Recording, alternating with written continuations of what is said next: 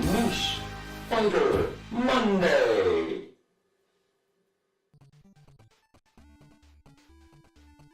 Damn. Hello.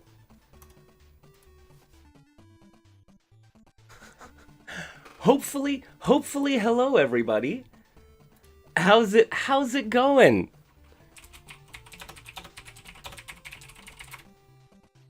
Man, the instant, guys, the instant that I'm just like OBS just crashes.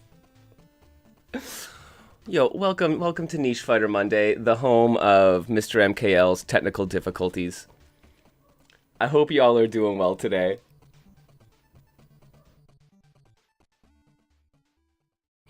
I know, right? Oh, you prankster OBS. Just playing tricks on us all day. I mean, if it's not randomly swapping my audio sources, it's crashing the instant I transition to my face. Because it's just like, not today, man. Let's just wipe that. No. I hope everyone's doing well, man. It's a fun Niche Fighter Monday today. We're doing some Niche Fighter news. We're going to do some FGC talk. And then, of course, we're going to check out some brand new niche and indie fighting games. It's going to be nice. I'm glad y'all can make it through. What's up, Calexo, Ace? Of course, Andrea. The OST in the back here is Robo-O, actually, which is very fitting. We're going to have a special announcement from Robo-O developer Foxy, from Foxy Boxy Games. They reached out to me and they were like, hey, we're cooking up some stuff. Wouldn't it be cool, maybe, if you showed some of it off? So we have a special little treat coming up in a bit, as well as not quite. It's not quite Super Robo-O news, but this is going to be one of the key steps in getting to Super Robo-O. This is Robo-O version 3.0. So we are getting some news about the future of the game. And actually, if you go into the Robo-O Discord, exactly. Yo, Andrea, you're in my brain. This is beautiful. So exactly, if you go into the Robo-O Discord, there was actually an update posted by Foxy a few months back, detailing some of the what's going on.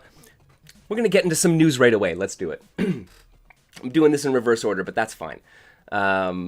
Yeah, so Foxy Boxy Games talked about some of what's going on. They announced not only are they working on Robo-O and a major update for the NES inspired and themed fighting game, but they are also working on a sequel, which is going to be Super Robo-O, of course, based on the 16-bit fighters of yore. And yes, another project that they are working on alongside Uchu Megafight creator Ujuzine is Robo-O versus Uchu Megafight, which is going to be a Pico 8 versus fighting game. Now, friends, I don't know if you know much about the Pico 8. It's one of my favorite things on the face of the earth. Like, it's a fantasy computing standard. Oh, got hit with the ads?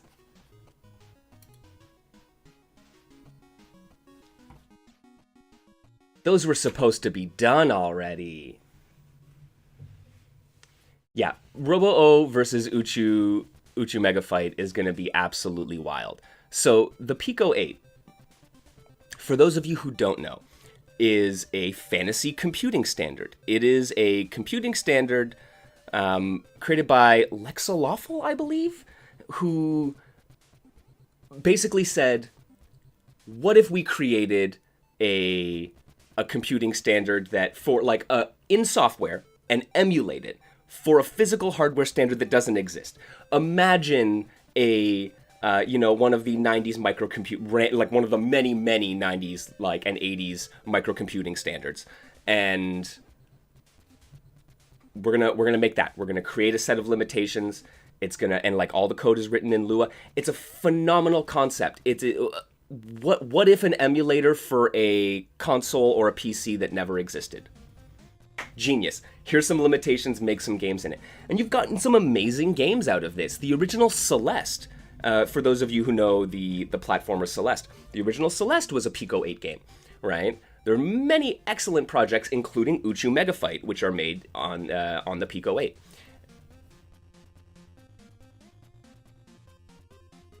Welcome, Griffey.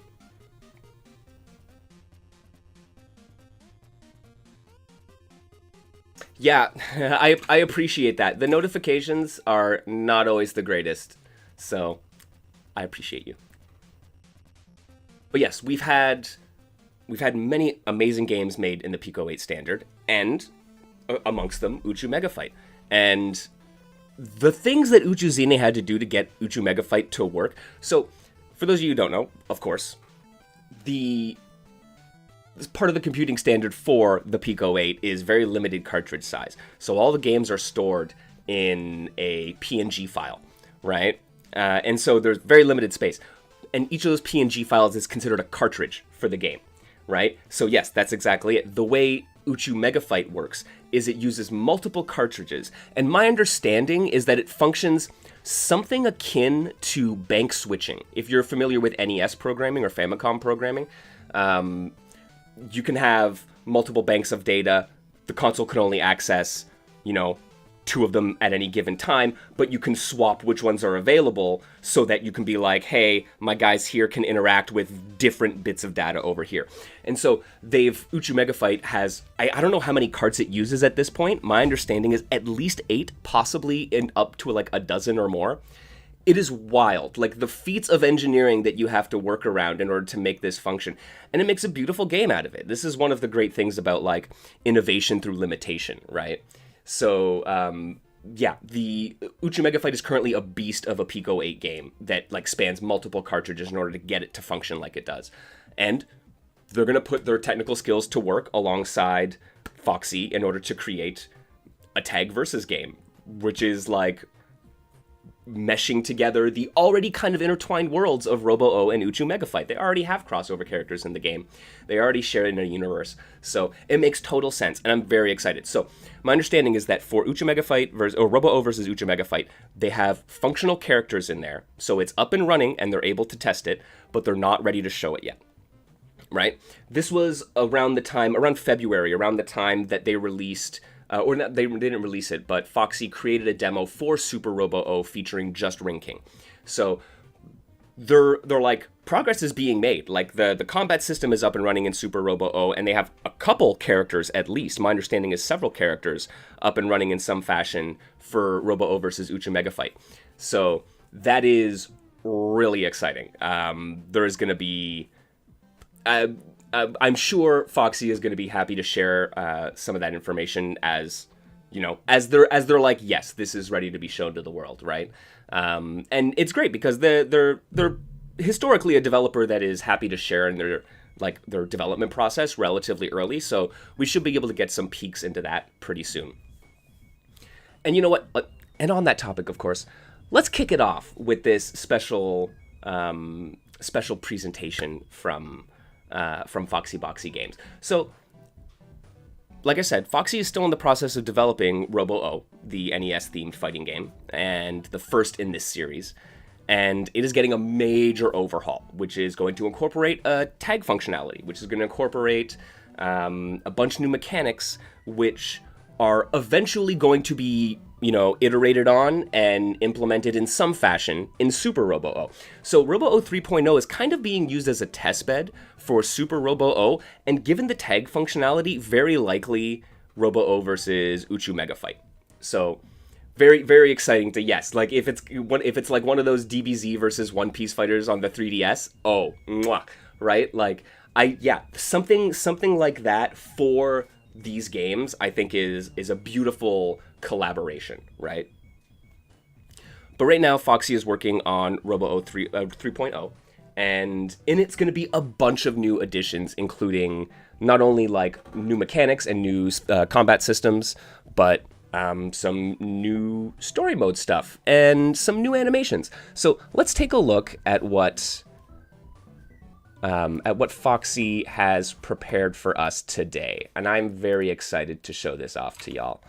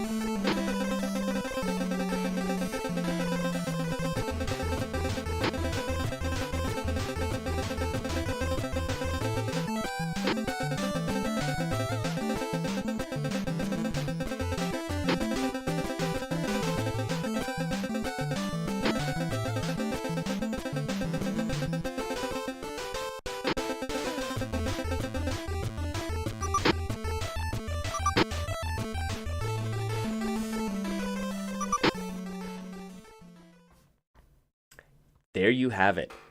So, new story mode for Robo-O, a version select that preserves the old iterations as well as supporting the new one, a phased release so that we're able to get the game in our hands. Yeah, I really love, Andrea, that they've decided to implement a version select and that the classic Robo-O remains available.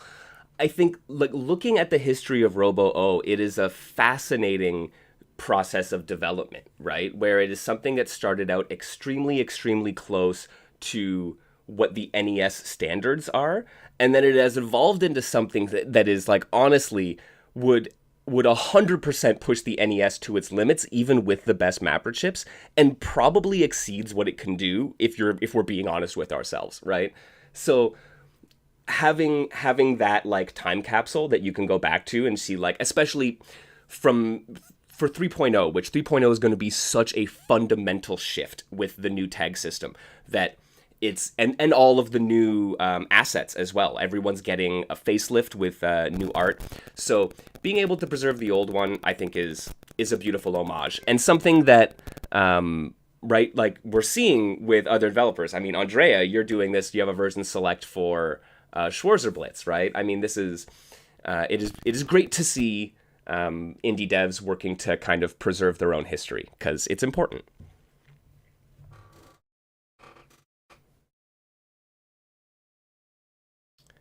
But yes, so in the summer, hopefully, we're going to get access to the new systems. We're going to get access to new story mode content, new art, right? New cutscenes. Oh, yeah.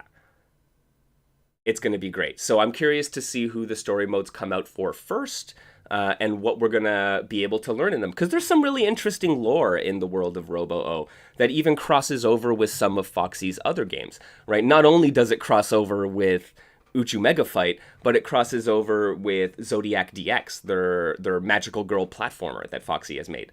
So it's gonna be amazing. Yeah, I love to see that there's the work is continuing on Robo-O. And I mean, from me as a fan to Foxy, don't sweat the wait. We, like, this is I understand how much of an undertaking this is, and I am happy to wait a little bit to be able to kind of see the game reach its true form, right? And and be able to get the kind of love and polish that it deserves. Yes, it crosses over with Zodiac DX. So Megastar is connected to the world of Zodiac DX, which was actually hinted at in the intro video there, where you saw Megastar standing there, and our three lovely magical girls from Zodiac DX watching him take off for battle. Yeah, Punk, Zodiac DX is absolutely amazing, right? And I love how that's kind of being incorporated. Hi, Foxy. Yo, you're welcome. Thank you for providing me the opportunity to show off some lovely news for Robo-O.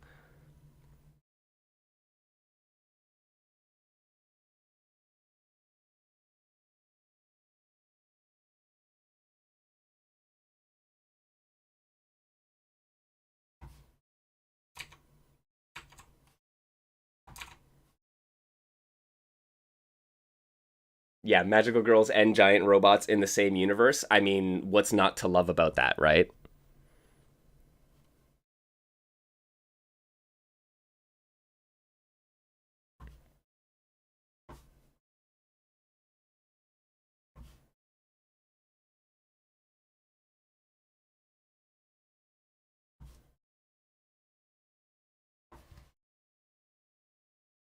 Yeah, that's an 80 kid's dream come true. Yeah, born in the 90s, but that's fine too. Yeah, absolutely. I mean, and this is, if I highly recommend everyone go take a look at Foxy Boxy's other games. I mean, we talk about Robo-O a lot around here because it's a fighting game. And I mean, hey, it's Niche Fighter Monday, right? So it makes sense that we're talking about fighting games. But I mean, part of the reason I love Robo-O is because it's a love letter to 8-bit fighting games and 8-bit kind of development and style in general, right? It takes inspiration from a variety of places and makes it a little time capsule, right? And that's part of what I love. But Foxy's also done this with other genres. Like I said, Zodiac DX as the platformer genre, where you have three distinct characters who you can swap between. You have a You know, a nice little concise several level arcadey platformer. They've done Masami Sushi Ace. Another one, Masamio from Robo-O, stars in their own game. There's right. So you can do a match 3 sushi game a la like Yoshi's Cookie, something like that, right? Takes inspiration from there. So they've done a lot in terms of different genres and have these interesting takes on them. So seeing modern spins on those classics, I love seeing that. So highly recommend it if you're a fan of either, you know, retro games, 8-bit games, or, you know, puzzlers or platformers. There's a lot to love in the games that the other games that Foxy makes as well. But we're gonna have a bit of a explosion of fighting games coming from them in the next little bit. Where I mean, between Robo-O 3.0, Super Robo-O, which is in the works, Robo-O Cross Uchu Mega Fight, which is also in the works. I know folks are very excited to hear more about those as they continue development. Yeah, like Andre, I like how 8-Color Star Guardian Plus is, yeah, the Ward 40X path is canon in the Schwab world. That's amazing, right?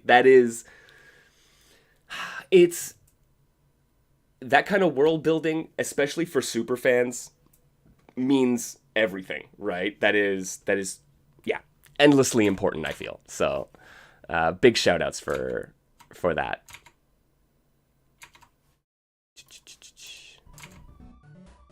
All right. We got some more news though, friends. So, outside of fighting games, maybe fighting game adjacent, there's a game that I have been keeping an eye on for quite a while now, and they finally announced a release date. So, Moulin aux Boules, French developer, is working on the game Declines Drops. Now, this is a gorgeous-looking hand-drawn platformer, which is, okay, it was like pitched to me as basically... Yo, Bupperoni, thanks for the follow. This game was pitched to me basically as... What if Smash Brothers turned back into a platformer, right? Smash Cross Yoshi's Story is one of the elevator pitches I've seen for Declines Drops, right? And I think it's really interesting, kind of a full circle moment of platformers being influenced by fighting games become platform fighters form their own identity, and that gets fed back into platformers. What does that look like? And Moulin is looking to explore that with Declines Drops. So I am super excited. This game is coming out October 10th, which is, I mean, interestingly enough, it's my birthday, which means I know exactly what I'm doing on my birthday. Yeah, Draz, you know this game? You think you might have heard of it? Yeah, it looks absolutely adorable. Here, let's take a quick look at the trailer. They just dropped a trailer for AG French Direct. Once upon a time, there lived a little puppet who was...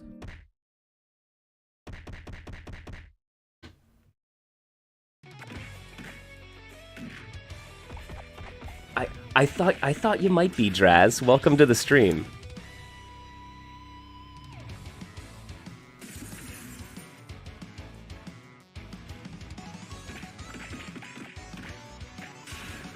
Yo, Globule looks absolutely adorable. This looks so snazzy. I'm stoked to check out. We're gonna check out this demo a little later on today. Yo, yeah, that's right. Declines Drop B-Day stream? Heck yeah.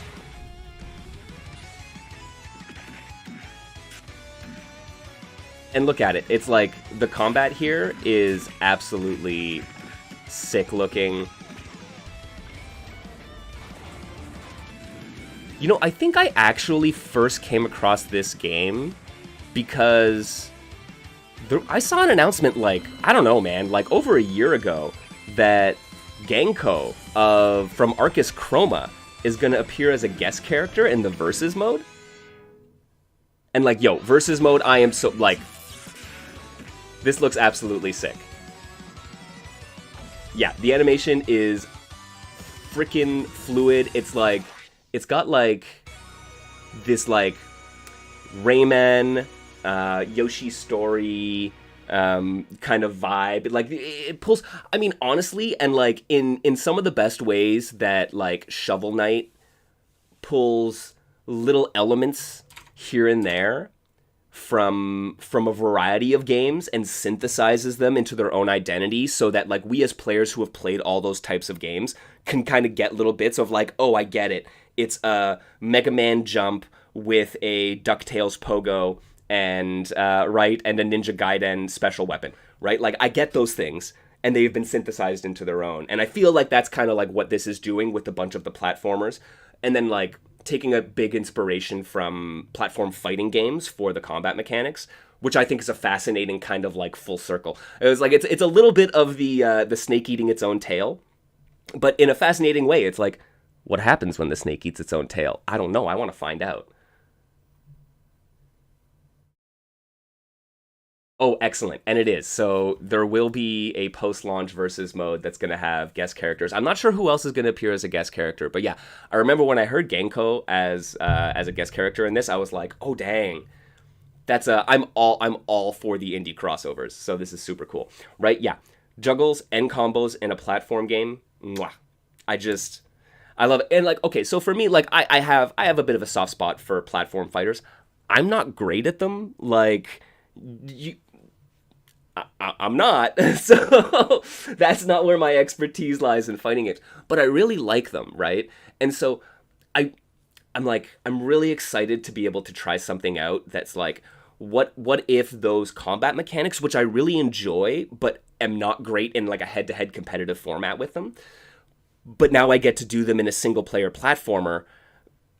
Oh, that's like, it hits like the combat sweet spot and gives me the like the platformer joy as well, and takes away like the stress of the head to head. So that's exciting. And then, I mean, having a versus mode, instant, at the very least, instant mystery game tournament.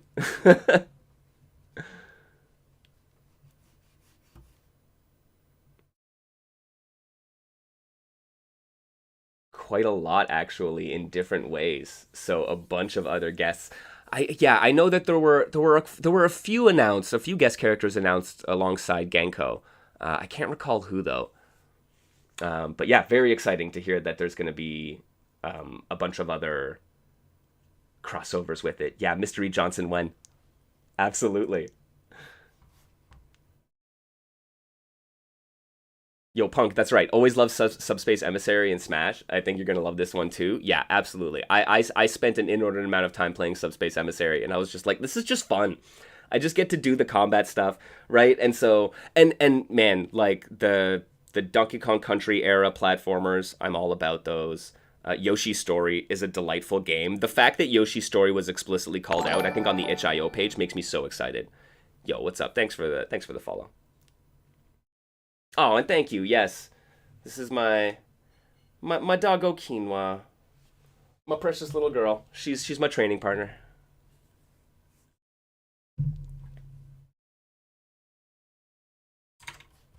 All right, so Declines drops. We're gonna, like I said, I'm gonna check out this demo a little later on, but we got a little bit more niche fighter news to go through, man. There's a lot of niche fighting game stuff and indie fighting game stuff in the happenings. I know we were talking about it recently with just all the releases from the past couple weeks, but like Arcus Chroma and updates for various games, test for Andrea's new game coming out.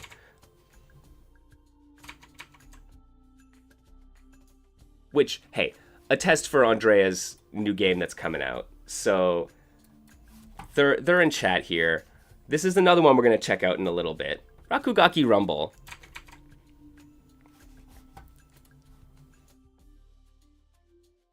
Is Andrea's first fighting game in Godot. Their game, 8 Color Star Guardians, was made in Godot. This is, I believe, the first fighting game they've made in the Godot engine. And they are implementing Snowpeck's rollback solution in Godot. Which, the news here, friends, is Andrea D makes games with rollback netcode. And the question is is that too much power for them? Now, I submit to the audience that yes, it is. This is a dangerous precedent to have set. But it also means that we might be able to get a rollback-enabled indie 3D fighting game, which is very exciting. It's a very exciting prospect to me. Now, I don't wanna pigeonhole Andrea as the 3D fighting game dude, right? Like, Andrea's work encompasses much more than that, and it's something evil that can be played online. That's exactly what it is.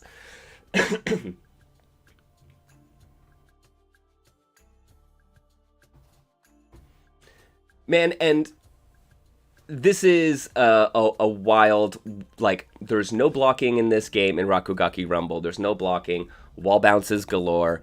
Hey, in a bit of the inspiration from platform fighters, it uses, like, knockback percentage, and it doesn't have DI, but, right, like, momentum on successive attacks is a big thing here. Yeah, but, like, okay, legitimately, I think the idea of... There are vanishingly few 3D fighting games in the indie space.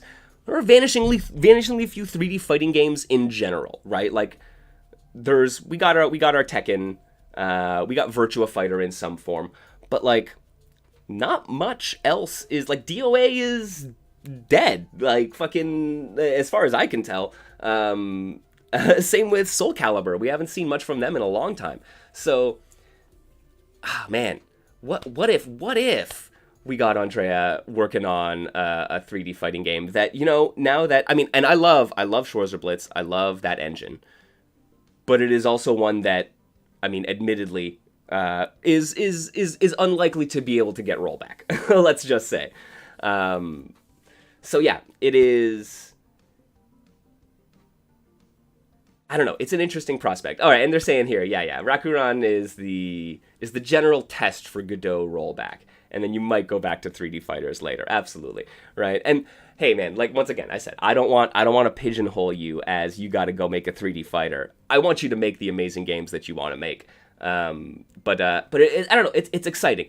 Seeing you work for years now with your Schwarzer Blitz engine and do great things with it. Make really interesting.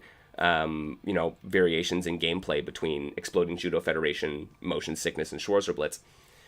Right? I don't know. The prospect of seeing that go forward it's the same thing that got me excited about rollback for Ikemen games, is that games like Battle Craze get to have rollback netcode, and they're able to be opened up to a whole new audience, right? And yeah, I don't know. I think that very, very, very exciting. But I know, so Andrea's been working hard on getting the rollback implementation up and running, and we're going to be able to take a look at that a little later as well, which is super cool, man. So, yo, once again, always more indie fighting games in the offing, like Lunatic Fighters.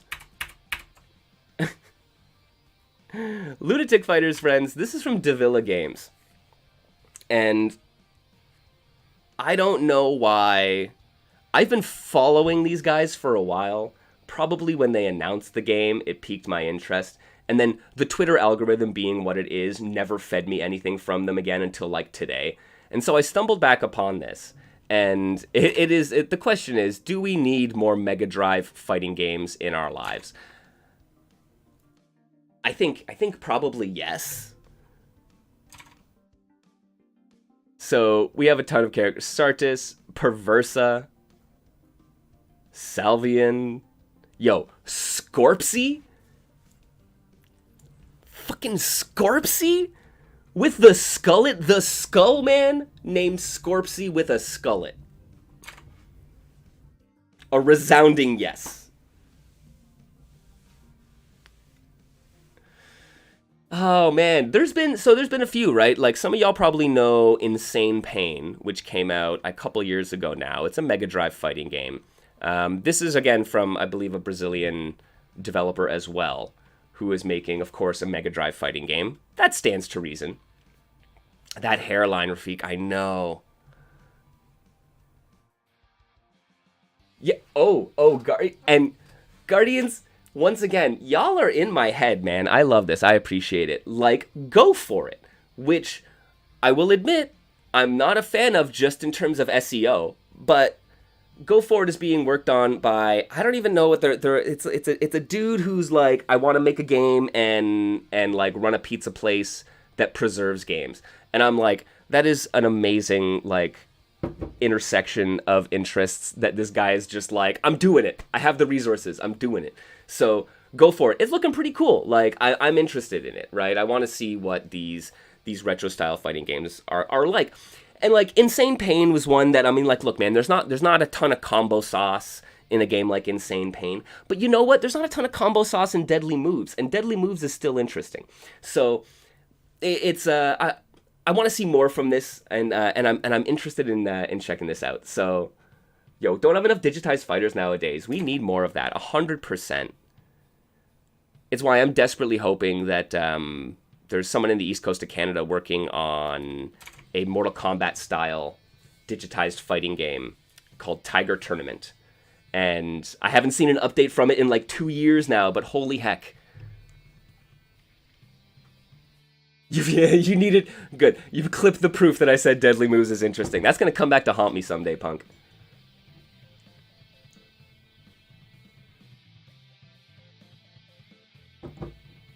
Kiwana. Yes, exactly. Tiger Tournament is amazing, and we need more digitized fighting games. So, Katars. This is the website. This seems to be the website that Lunatic Fighters is being fundraised on and or crowdfunded on, and it seems like it's just like a Brazilian Indiegogo. If anybody has an experience with this website, please let me know. It's not that I think I'm going to get ripped off, but I just want to know what the experience was like, if there's been any known problems.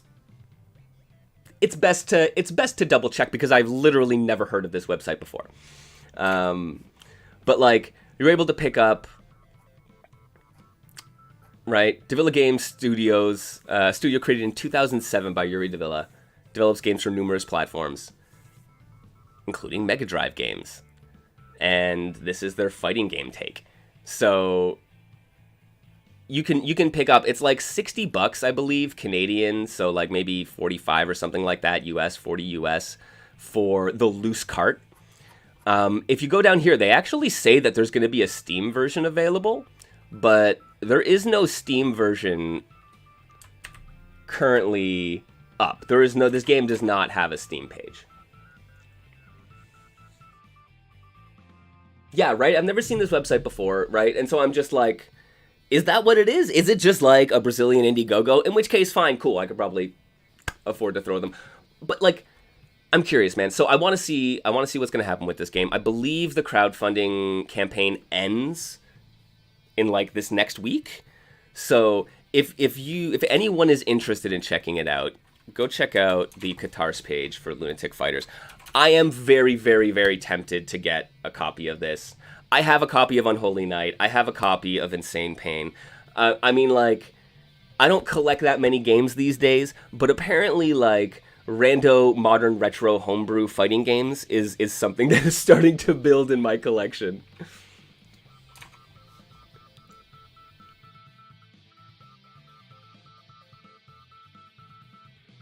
All right, but we have something else too, friends. So go into something more modern.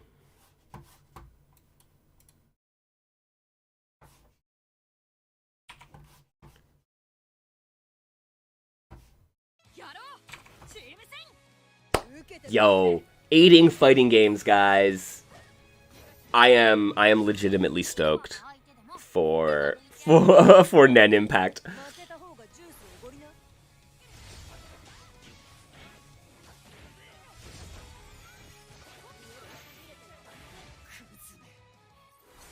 Yeah, why are adults hanging out with children the shonen anime? There's always a lot of those questions in these anime, though, where you're just like, dude, y'all are not in the same social circles. This should not be happening. Alright, but look. So, assists. So this is the newest trailer that they dropped. So, talking about assists, talking about rush combos, which is like their auto combo system. And then Overgear, which is like their X Factor system.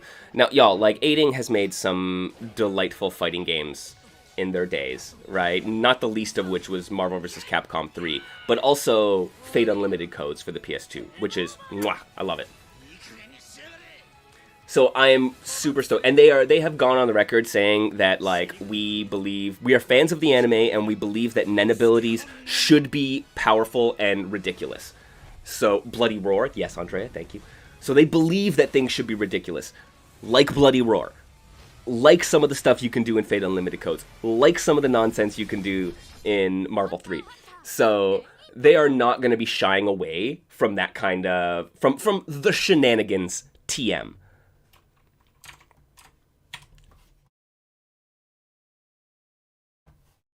Right? But not only do we have that, we have Biscuit Kruger. New character announcement, guys. This is what I've been waiting for.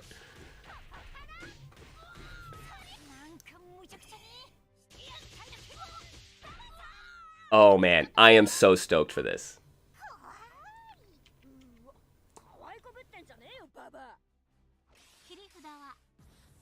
Yeah, was TVC them? Yeah. Right? Led by Nitsuma? Yeah, I think so. Shenanigans TM means Emperor time. Oh. So good, man. I am sorry, for real. Biscuit is so dope. It looks like they're giving her an install.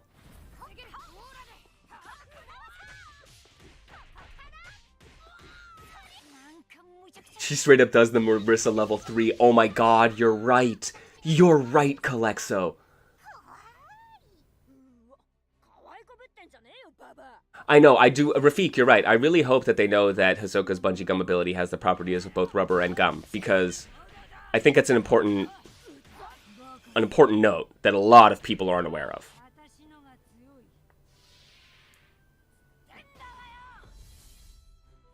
I'm so excited for this. And, yo, 2024. This game is coming out this year. Like,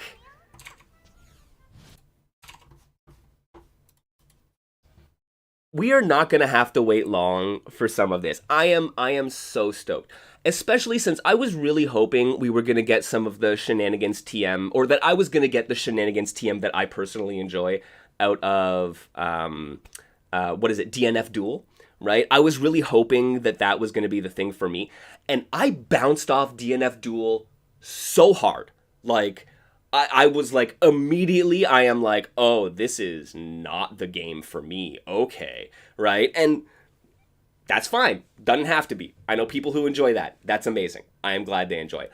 But, like, I was really hoping I was going to get some of that out of it. Right? But it didn't really hit. Man, I really enjoy Hunter. Ooh, some of these characters are great. Some of their abilities are so good. And throwing them and letting Aiding take a stab at, like, what do these characters do? What happens when you give them the sick, nasty mix? Like, oh god, it's gonna be so fun. So I am stoked for it. I am hoping I enjoy it as much as I'm anticipating it.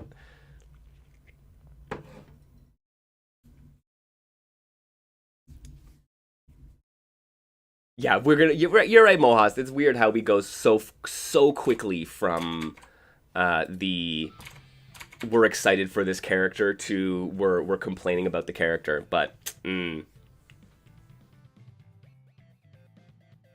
Oh, do I think they'll give us characters from the Dark Continent? Ooh, man. Maybe. I don't know.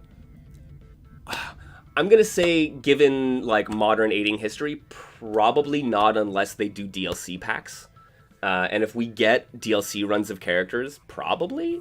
But I'd be interested to see some, like, are they gonna do any unlocks or anything like that? Is there gonna be anything along those lines? But my guess is that no, we're not gonna actually get that.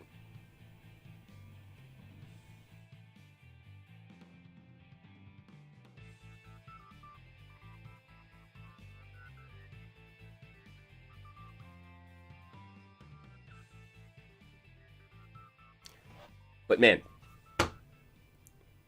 Hunter x Hunter, hot damn.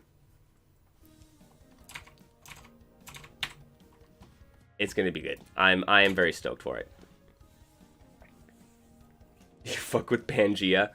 No, man. I like the. I am personally a fan. I would like to go to the Magellan Isles, past the Great Ice Wall, right? As far away from the abyssal sea as possible. Yeah. Yeah, there's a bit of the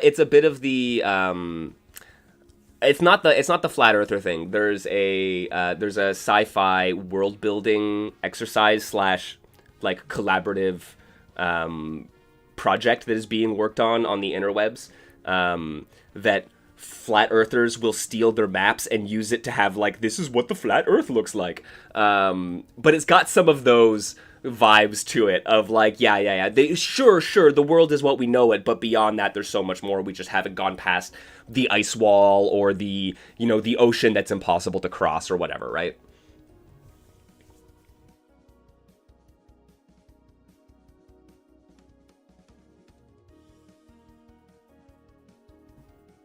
It's a very cool world building project, I got to admit.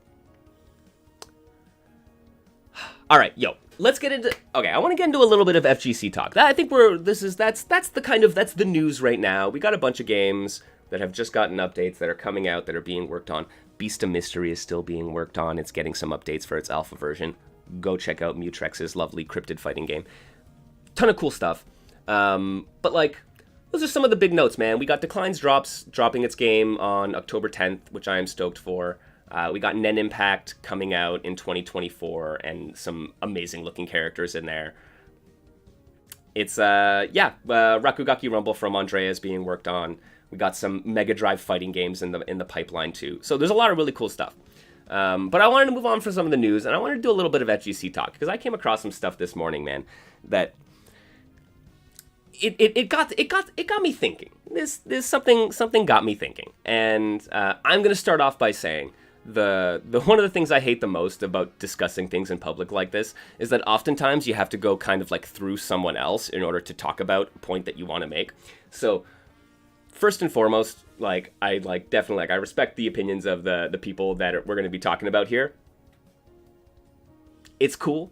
I want to talk about something that like springs forth from this conversation. And it's a conversation that got started by Go Lower. So they are a artist, YouTuber, writer, maker of video things, and they recently put together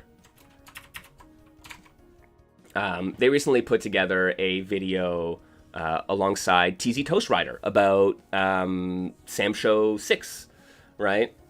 And yeah, Calexo, this. And okay, so we're gonna start off. So yeah, they made this video and they said that hey man, we're getting complaints of, so it's a Discord fighter in the Sam Show 6 video comments, which frankly, something totally to be expected, right? This is gonna happen, right? But there's multiple monthly tournaments for the game. Is that not enough of a community for a game that hasn't had a scene until very recently, right?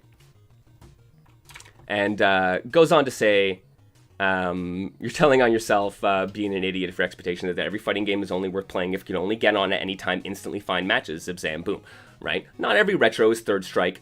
Don't use that as a gotcha. And this, 100%, like that last bit there, we got to talk about like expectations. But this wider discussion here of like the Discord fighter, right? And Discord fighter being used as a pejorative, right? I totally get that. There is this like, almost invariably, when you talk about a niche fighting game, someone is going to come into your comment section and your mentions and be like, yeah, dead game, no one plays that, Discord fighter, who cares, right? And it's like, that dismissiveness really sucks, man. Especially when you see folks doing something really cool for a community, trying to like represent a community, host tournaments, create a space for people who want to play that game. And then to have someone come in and be hyper dismissive really sucks, right? But this got a couple comments going. And one of them here, right, is not saying that fighting game only holds value if they're super popular titles or games that have crazy amounts of player, or games that have crazy amounts of player. But you have to reflect on how crazy you sound by telling people you should play games that don't offer more opportunities for them to actually play. Right? Glad to see Samso 6 tournaments offer a former Samso player. But if I had to go play the game on a bi-weekly schedule or plan an exact time and date for a first to 5, I'd probably stop caring to improve altogether. And that is something that I literally told my wife a week ago, right? That I really enjoy playing games the way that I play them now. Trying to discover things, doing the lab thing, building community around them. I don't play games competitively in the way that I used to, right? I kind of miss that. But at the same time, if I have to chase my one opportunity a month and I have to set that time aside and I have to go to the Discord and I have to get the attention of another player and set up time, and like there's a lot of things going on there. That means like if I'm not able to engage with the game and learn it competitively in a fashion that works for me, then it's not worth my time, right? I'm not going to play the game in that way, which is absolutely fair, right? I mean, and Blast, you're absolutely right. Like, a lot of the times when you end up taking these games seriously anyways, they're ended up treating like Discord fighters because you don't want that. The better experience for you is going to be going to this, right? And so, like, right, so yeah. Here, and so Goloa responds with this. And this is a sentiment that, and once again, like, I totally respect Goloa and their take on this insofar as, like this is a frustrated response with seeing a kind of dismissive take, and I get that, and I feel the core of this, but there are some things going on here which, like, I think this conversation should highlight, right? And it's like, here, the games, right?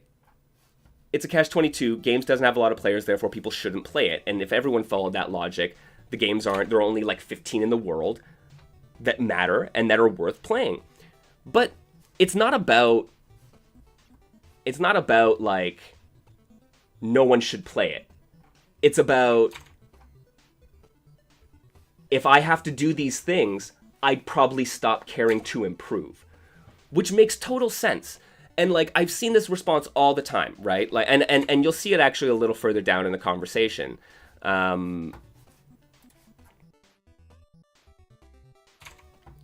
Right? If you only let yourself play fighting games that aren't Discord fighters, you're going to be limited to like 5 games in any given year. God forbid you have to talk to someone to set up a match. I'm gonna be real. Yes. Like, sometimes I don't want to have to fucking go through the social anxiety and the social hurdles just to play a match, right? Like, and the bigger thing here is that what are our communities and who are our communities set up to accommodate, right? And if you don't have any social anxiety, if you aren't an introvert, and if you're able to like schedule specific times to meet with specific people, then it's not actually that much of an ask to do this, right? But if all of a sudden I'm like, I don't have that time, like, right? My schedule means that in the 20 minutes that I have between when I get off work, when I finish my contract work, when I make dinner, and when I hang out with my wife and spend time with her, right? Like, when my 15 minutes pops up is going to be different any given time, right? And that's before you even get into there's the social pressure of, if I'm setting up a time to play with someone specifically through Discord, there is an expectation that we both get enough out of that. And the number of times that I have hooked up with someone on Discord to play some matches, we play a 1st to 10, and I'm like, thanks for the games, man. And they're like, you're done already, right? And it's like, I'm left feeling guilty because I feel like I've wasted their time because they didn't get enough out of it, right? We can't dismiss the kinds of players and the kinds of people, the kinds of human beings in our community and the way that they fucking work, right? Like, there are some legitimate social pressures that impact people who are either introverts, who have whatever social anxiety issues. Even if you don't, there are still things that are like I said, man, is it reasonable to ask everyone to hop into yet another Discord so that they can learn that Discord's rules, learn the community's vibe, meet people in that community, know who you want to meet up with, be able to set up a play date with them, and then dedicate that time to it? Like, that is not as simple as, heaven forbid, you should have to socialize, right? Yes, socializing is a very core part of fighting games. I'm not trying to discount that. And I do think more people should be willing to contact others and say, hey, let's make a fucking play date. Play dates are cool. I make play dates with my friends. Dude, me, Punk, and Mohast did a Mortal Kombat 1 playdate. That was super fun, right? And it happened to work that we were able to coordinate that time. But like, being like, that's how you play, why should you expect? And if we get back here to that original comment, right? Which was, you should play games that don't offer more opportunities to play them actually, right? So how are our communities set up to serve people? How do they serve them and who do they serve, right? Those are big freaking questions. And then you have to be like, why don't they offer more opportunities? What can we better do, right? What is it that we can do better in order to accommodate a wider array of people, right? And I will be the first to suggest community lobby nights. And more than lobbies, not even lobbies, community queues, right? Like, if the problem here is there's a social expectation that is a hurdle for people and they're not able to clear that hurdle in order to go and engage with a Discord fighter, right? Then what do? Their answer is obviously what a lot of people say is queues. I should be able to hop online in a populated online game and get matches with people without having to jump through those social hoops, right? So, community-driven events, yes. Andrew, absolutely, good call. The Tetris Effect have those huge weekly themed events which everyone can contribute to something like game-wide in a certain way. That is an amazing way for individuals to be able to be encouraged to engage in community. If you enjoy those activities solo, you will enjoy them more engaging with other people, right? If you enjoy this fighting game solo, you will enjoy it more with other people, right? So like community lobby nights are something that, sure, I might not be able to say, hey man, I can set up at 6 o'clock, but somewhere between 5 and 9, I'm going to have 15 or 20 minutes where I can hop into a queue and play some matches with people. If I know that the Murphite community is out on a Thursday night and I have this 3-hour window where I can spend 10 or 20 minutes, that's amazing. And I can do that. And that gives access to a type of player and a type of, once again, person, a type of human being to be able to interact with us and play these games and make our communities better, right? And allow them that access. Whereas saying it's a Discord fighter, just meet people in the community and then make friends and then fucking play games with them, like, that's obviously not cutting it for those people, right? So, community events, community lobbies, man, that 15 minutes, right? Because it's different. It's different saying, I'm going to sit down with you at 6 o'clock, right? If I show up at 6:15, that's a problem. If the community night happens from 7 to 9 p.m., and I show up at 7:45 and I leave at fucking 8:30, that's fine. I'm not hurting anyone. But if someone's sitting down with me to play matches and they expect to play for an hour or two, and I try to leave after 15 or 20 minutes because I got some other stuff, I got to take out the laundry and then I got to walk the dog. I mean, like, it's not a solution for everyone. So I think it's more important that when these things come up, we shouldn't be as dismissive as we sometimes are with our knee-jerk frustrated reactions, right? Which, once again, in fairness to like Toast and Go here, I feel them very much on that kind of knee-jerk reaction of, dude, we're doing a good thing. Why is this bad in your mind, right? Like, I totally get that, but it's like, they're not saying it's bad. They're saying that as amazing as it is, it's not actually serving me, and that sucks, right? And so if we're serious about community, if we're serious about that, which I would like to think I am, I would like to think all of us here are, then we should probably think about how to improve on that going forward, right? So I'd love to hear your folks' thoughts on this, about like what do you think that you could do in order to improve on this and allow access to people who are like, man, that Discord fighter hurdle is too much for me, right? And let me be clear, I'm not using Discord fighter in a pejorative term, right? And there's a reason that I don't use terms like Discord fighter, I don't use terms like kusoge, and I don't use terms like poverty fighter, right? Because they're not actually representative of it. So when someone says, oh, Discord fighter, I get why people react poorly, right? Just the same way that when someone says poverty fighter, I react poorly. I mean, not the least of which is, why do we need to bring class and monetary class into this? But like, just why, like, no, it's not that we're playing these games because we can't afford to play the good games. It's that we're playing these games because they're good and they're interesting in their own right.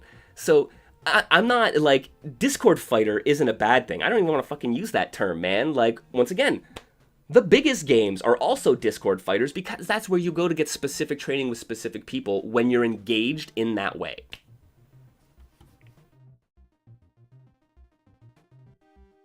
Yeah, and Calexo, you're absolutely right. I almost didn't respond to any of this today because I was like, you're right, this is a much more nuanced thing. And like I said at the beginning, I hate having to go through other people to make a point.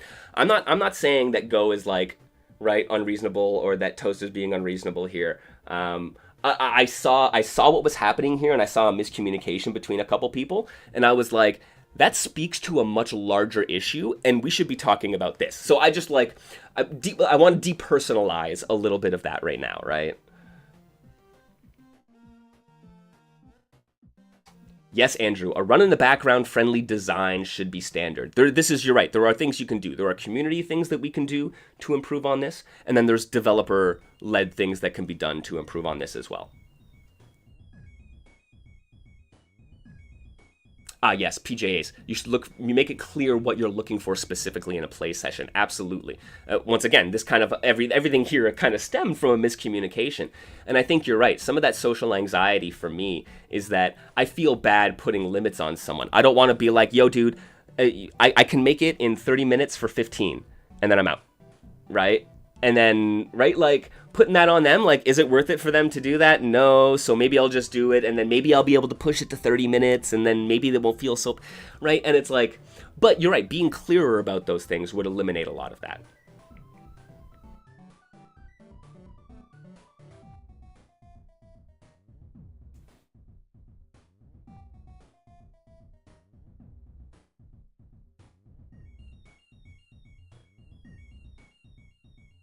Yeah, and Calexo, that's a very good point. Yeah, fighting games are such a peculiar niche. If your game doesn't have skill-based matchmaking, you have to do your best to find the right places to play at your own level. And that is very difficult, right?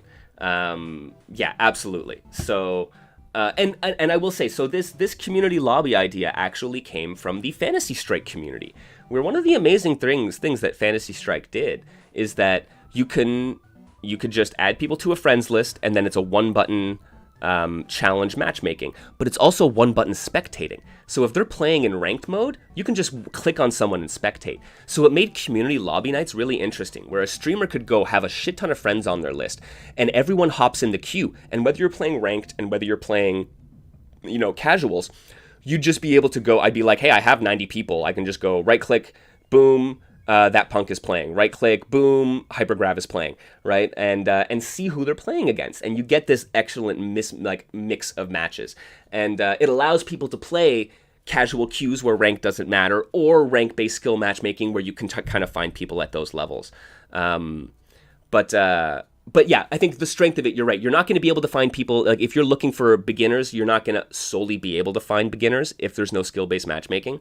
But hopefully if you get a broad enough representation of people engaging in these community events, then you will get an appropriate mix. You'd be able to see the spectrum. And like I said, being involved in that way makes it much easier, right? Where it's like, I don't have to go and start that. Someone else might see me and message me. I might appear on a stream, right? Which in fairness also has its own share of like social anxiety and social hurdles there.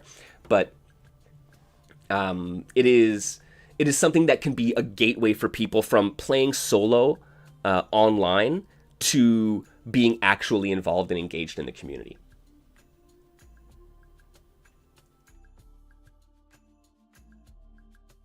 Griffey saying, it's an interesting question. They think people like us can only really help people get over the Discord fighter hurdle if someone is willing and dedicated enough to trying out a niche game.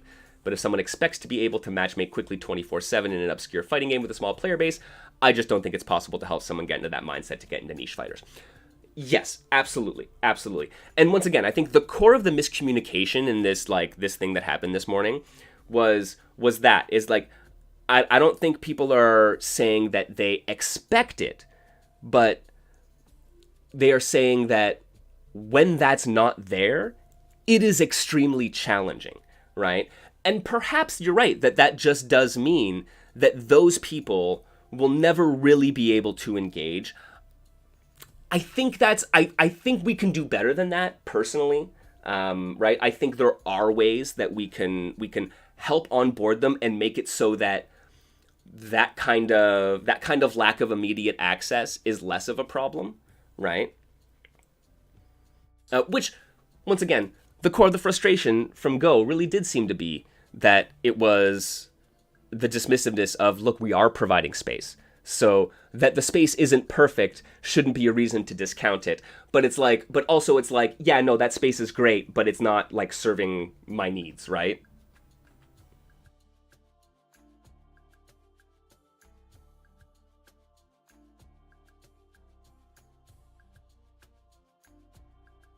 Yeah, people have to temper their expectations correctly to the size of the game.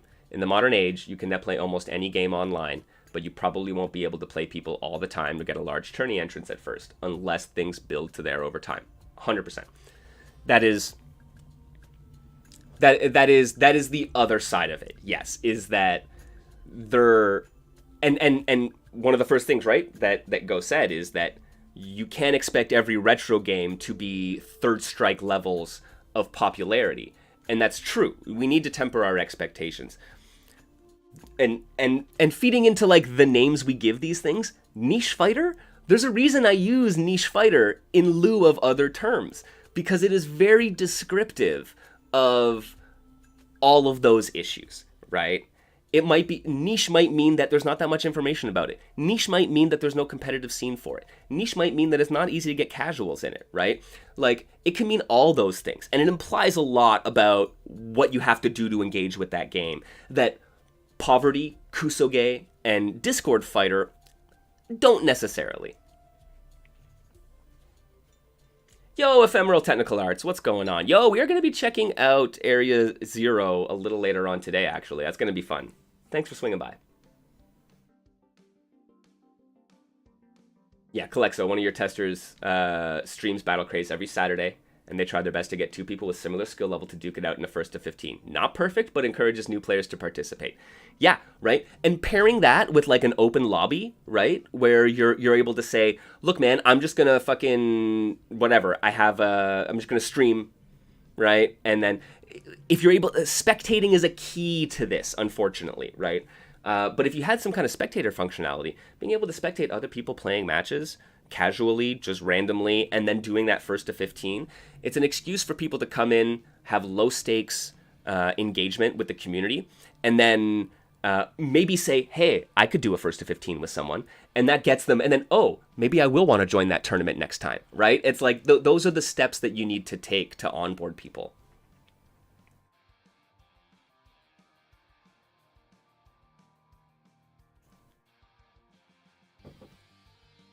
So I think it's a very interesting space. Like I said, this discussion about Discord fighters comes up fairly regularly. It's part of the cycle of FGC discourse. And I just, when I saw it this morning, like I said, it really struck me that there is a larger thing at play where, while yes, people being a little bit more willing to engage with community would make these things much bigger, much more popular, much more sustainable,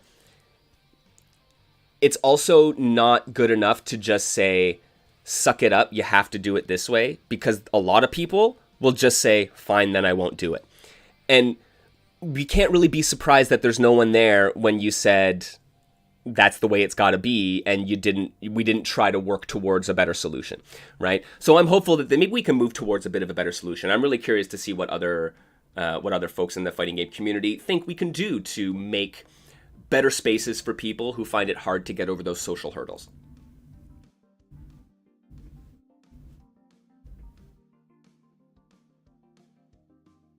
And yet, Bup, yo, absolutely, man. I love that, right? Being able to go into lobbies and then spectate for a little bit while other people play rounds gives you that thing. It's hard, man. Like, I've done the ranked queue thing and stuff like that on stream. It's hard to be able to go, like, fucking 3 hours of straight matches. Man, sometimes you just need to be like, I'm gonna not queue up for a little bit and just talk at the screen because I need to not think about the game for 5 minutes. So, yeah, having that, right? And I think there's tournaments are, I think it's, I used to be really stressed out when I played in tournaments. It was really hard to sit there and wait for my next match, man. That was anxiety inducing.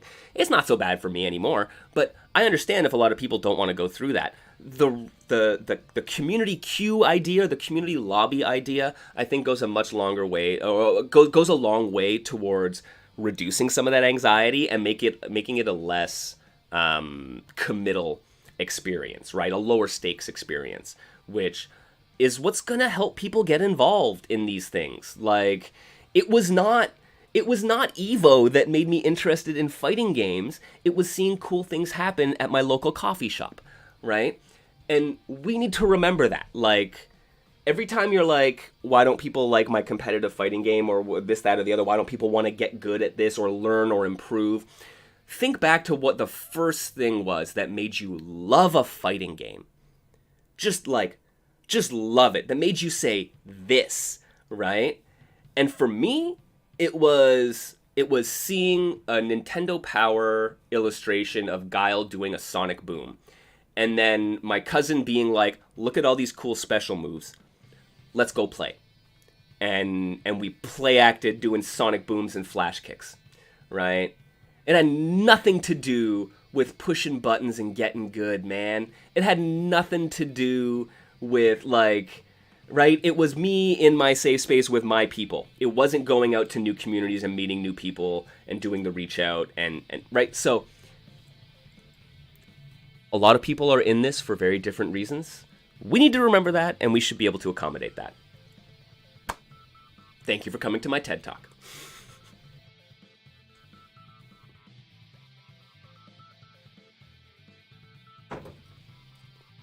Ah, man. All right.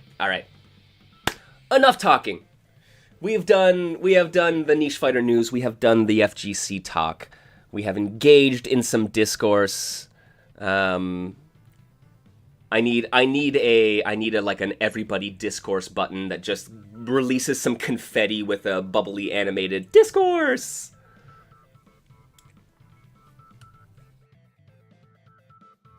Thank you, Punk. I want more discussions, less discourse. This is like my fucking motto, man, when it comes to this stuff, right? So, important things. There are important things to be said and to discuss, and I think we can engage with them appropriately in our community. And thank you for listening and sharing your opinions too.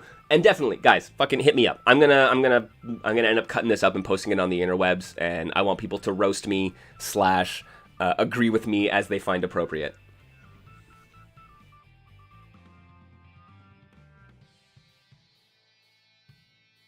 Yep, that's right. Yeah, the bingo card. We've hit the Discord Fighter discourse square on the bingo card for this year. Honestly, I'm surprised it took us 6 months.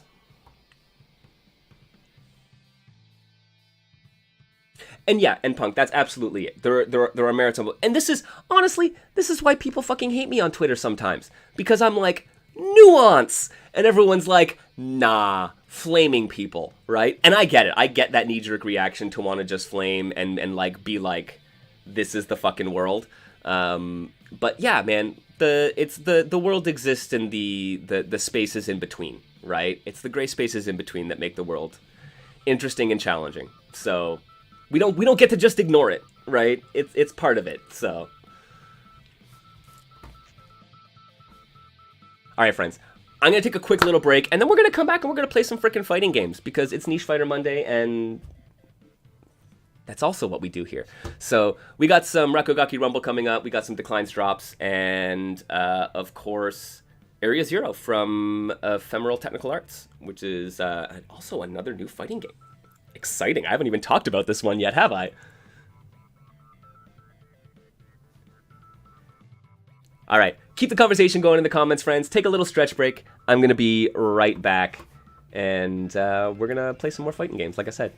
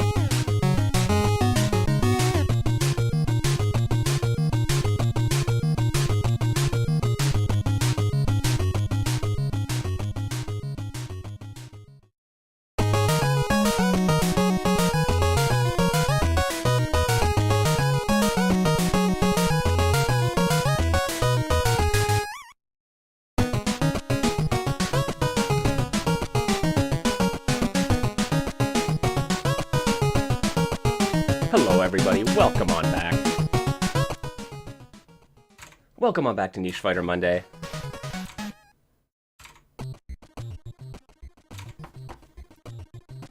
Yo, Mr. MKL here. Thank you everyone for joining me here, as always.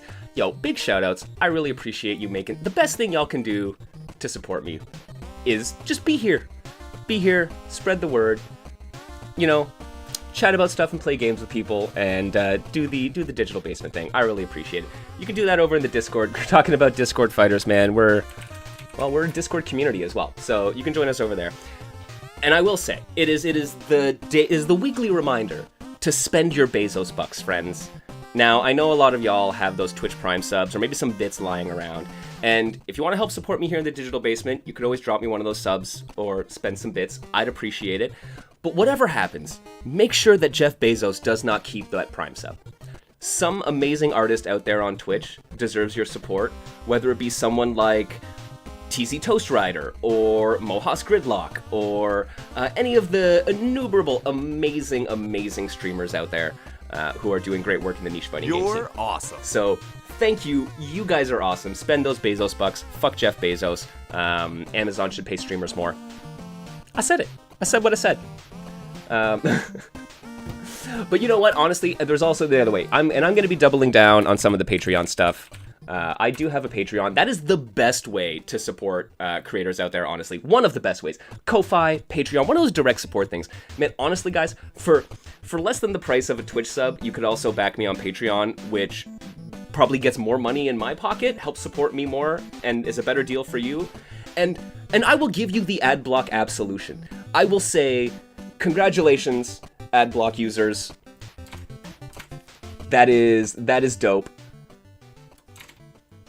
Thank you for supporting me on Patreon, right? Like that's one of the benefits. But you also get a bunch of like exclusive cool stuff on Patreon as well. So I hope you go check it out. I'm gonna have an article going up later on this week, a game design article about first order optimal strategies. So if we want to get into some of the nitty gritty of game design stuff, I'm gonna be doing that on my Patreon just coming up this next week. So check it out.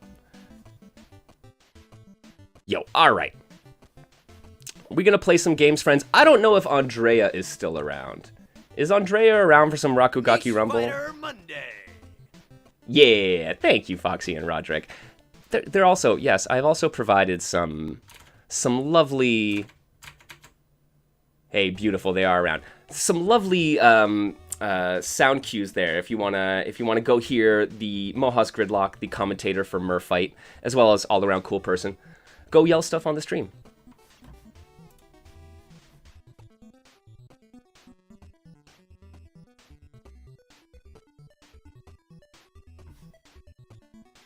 Ooh, Bups on Rakuran 2? Sweet. We're gonna scare Andrea and put their rollback through its paces.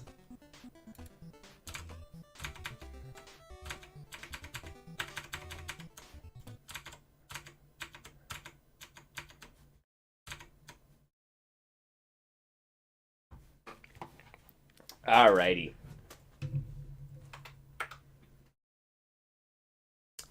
You know what? I don't think we don't have music yet, right? I'm just gonna leave our soundtracks going in the background.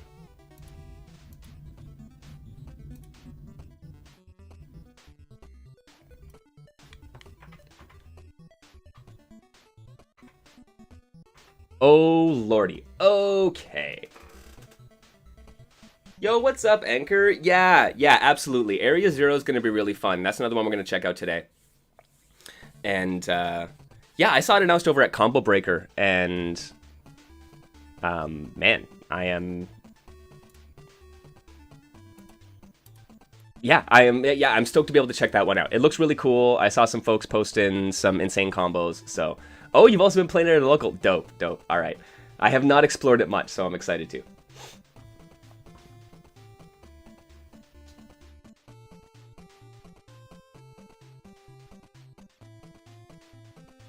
All right. Can I just, if I just click connect to game, will it find someone? Yeah, obviously this is super early in production. Guys, this is a game that, like, I swear that punk was streaming a game.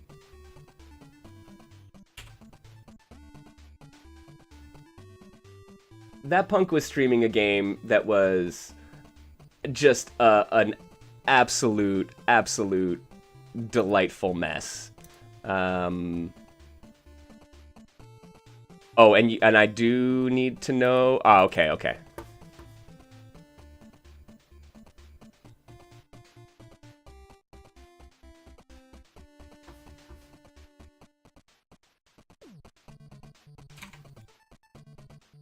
But yes, this game was basically made as like a challenge of, you know what Andrea said to themselves, can I make a better game than the one that Punk's playing in 5 days? And the answer is apparently yes. So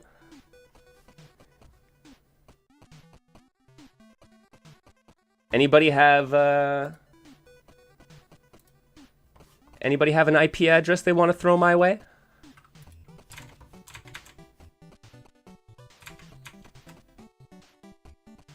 Oh, you got a Radmin set up?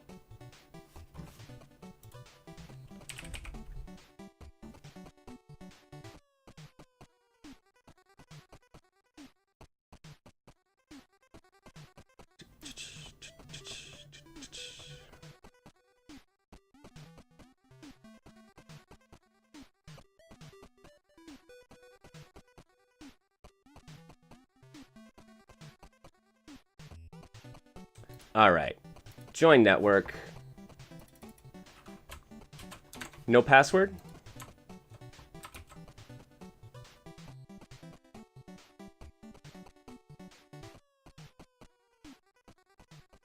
Oh, okay. If I could just enter that directly here.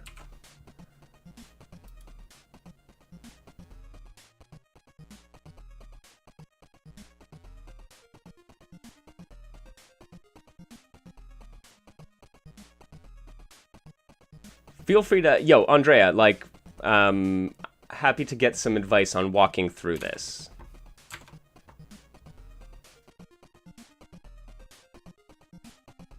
Because that's not finding a host.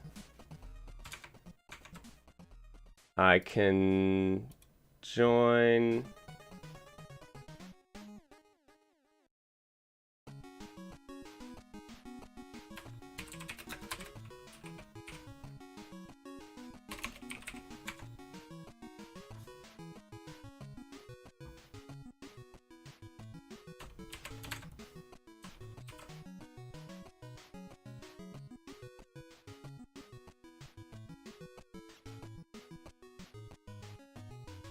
All right.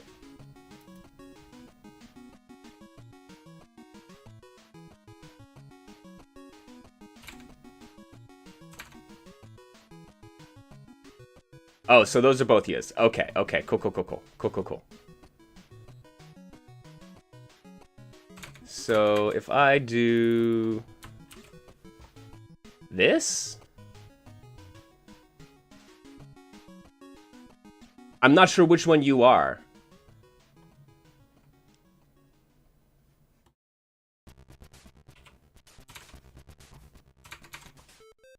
Are you the desktop? Are you MSI?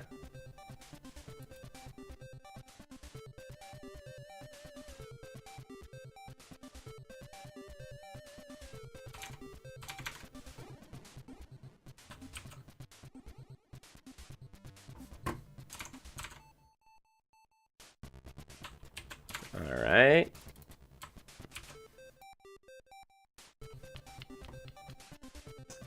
I'm just wondering, like, I don't have anything else set up incorrectly on my main screen.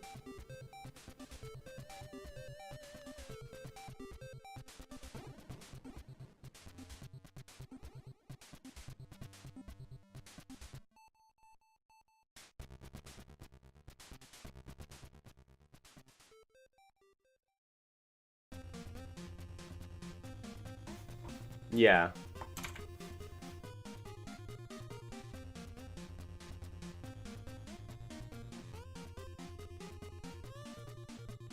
I mean, alternatively, right? Here, let's find out.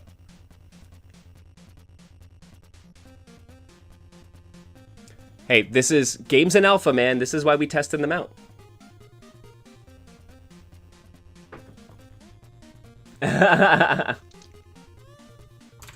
Yeah.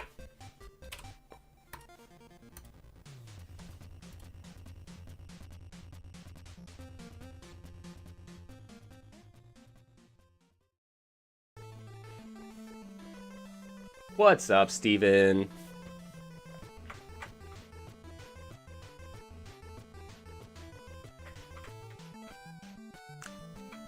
Hey, we're connected. We're syncing.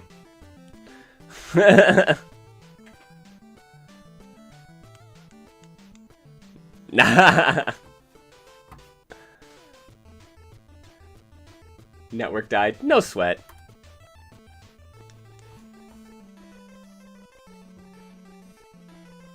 Yeah. I just throw it up and I'll be hosting.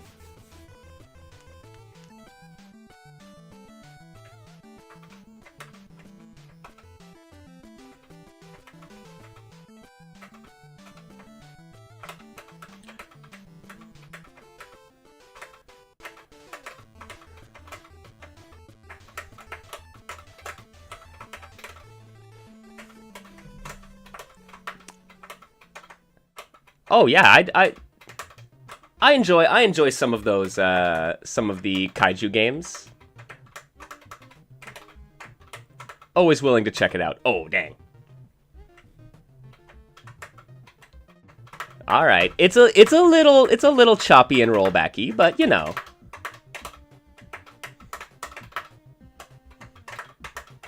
Yeah, yeah, the goofball stress test stuff for sure.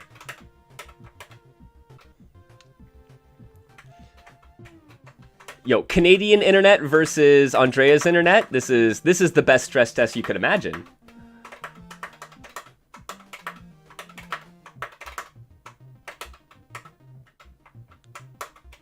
Hey, yo, we're starting to get some though.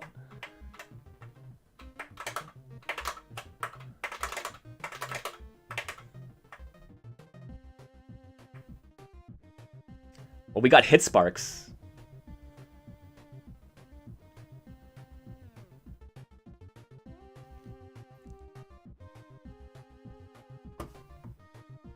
Yeah, no. Somewhat playable, literally intercontinental. Like, honestly, I'll take it. Here, want me to enable logs? Yo, hit so hard it broke the netcode. That's right, Rafiq.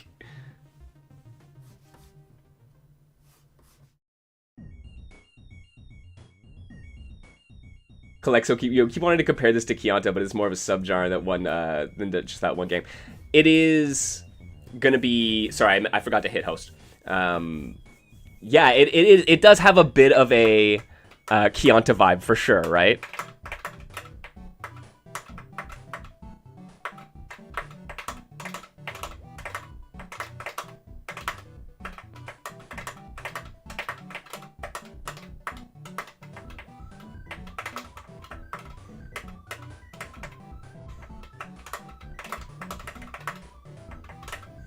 Oh, I missed the down A. I love how snappy and fast it is. The aesthetic is delightful, right? Oh.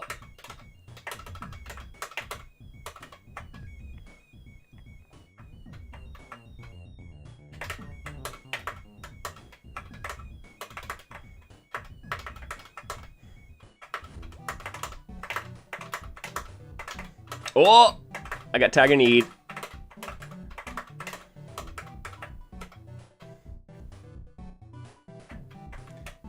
Yeah, it leans 100% into its theming, which makes me so happy.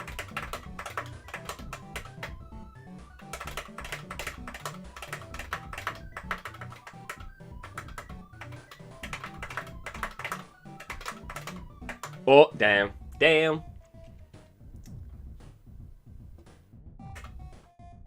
Here we go, rematch, nice. Okay. And we persist through the rematch, all right.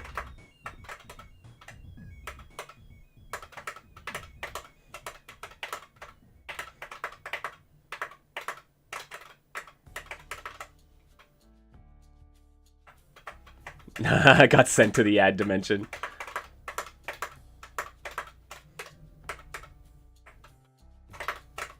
Right. I gotta remember, man, no blocking. Just gotta be like active backdashing, which has invulnerability. And then the Jaguar knee has some as well.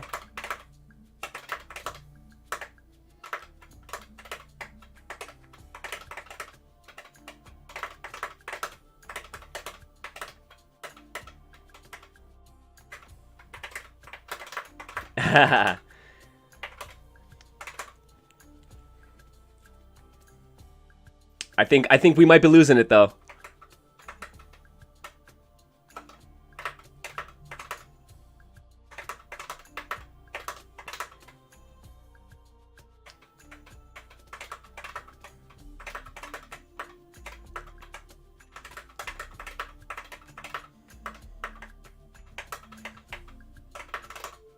Ooh. Yo, some of there are a couple of these rollbacks which are pretty serious though. That was a very nice install into button to take the round though.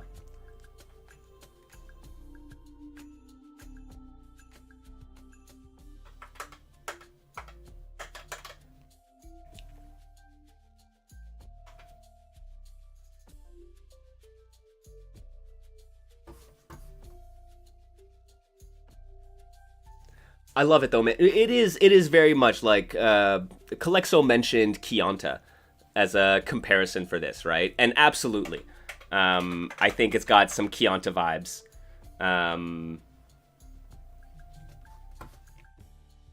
Okay, no sweat.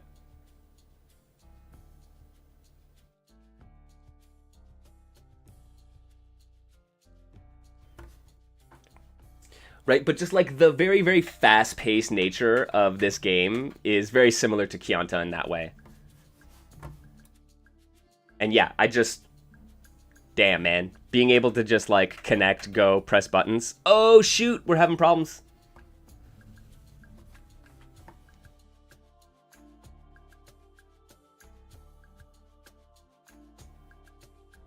I'm not sure.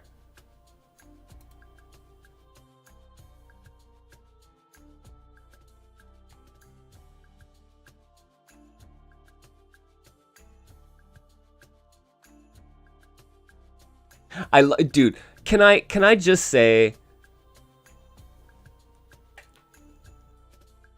yeah, you might be on a build after this. You're giving Bup all of the all of the early tester access. I love it. Can I just say though that I absolutely adore the developer troubleshooting their own game on my stream. Like, it is one of the funniest dynamics ever. Like, I have had like at least 2 developers patch a game for me on stream. Just be like, hang on a sec, I can fix that. They go do something, 5 minutes later, they're like, I pushed a new build to Steam.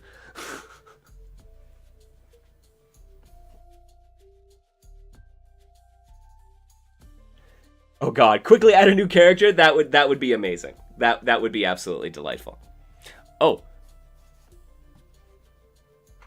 Hang on a second. Well, I have not had an opportunity. And look, there is a 3rd character on the way, friends. I love the idea of like Andrea on transit, just like on a bus somewhere, just like sketching this little fucking arachnid and drill dude.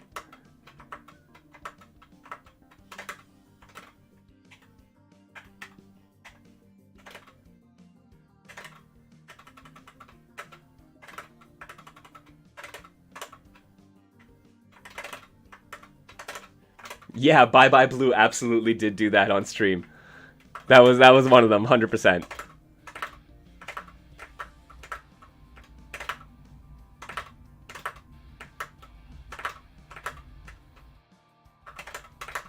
They are absolutely delightful.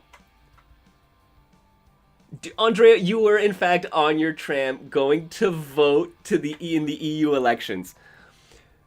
Bless you. Bless you, sir.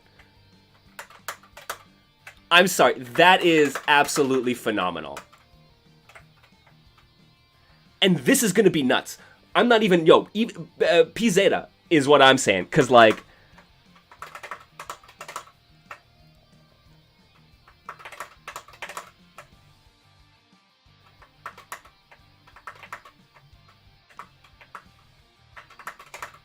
Because this, man... Slide, bobble, charge, bobble. Like...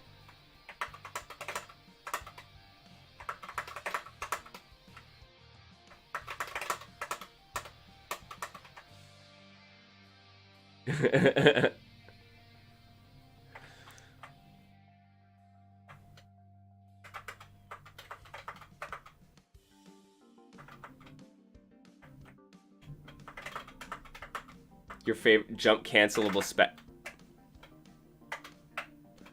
I hadn't even had an opportunity to check them out yet. Are you kidding me?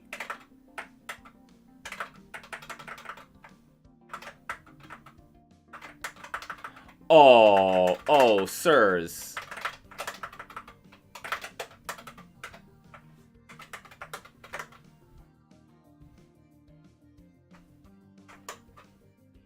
Oh, it's up forward after 4-6A? Oh my god, it does.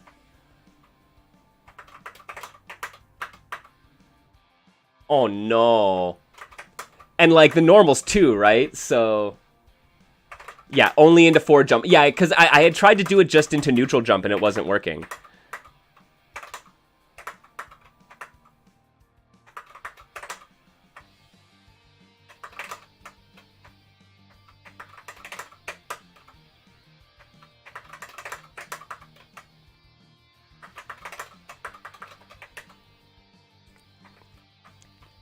No. I don't think the orbitals were patched out. I think the orbitals are the design goal. Okay, you're on the build? Beautiful. I'm hosting. Feel free to come on through. Yeah, orbitals by design. It's beautiful. We haven't been using our... Oh. Hopefully we're here.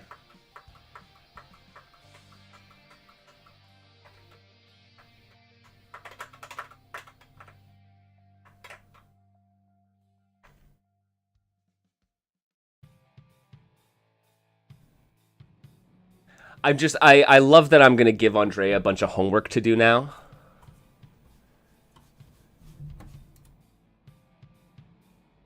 Input device moment. Yeah, mine was not set, but it's set to joypad 1 now.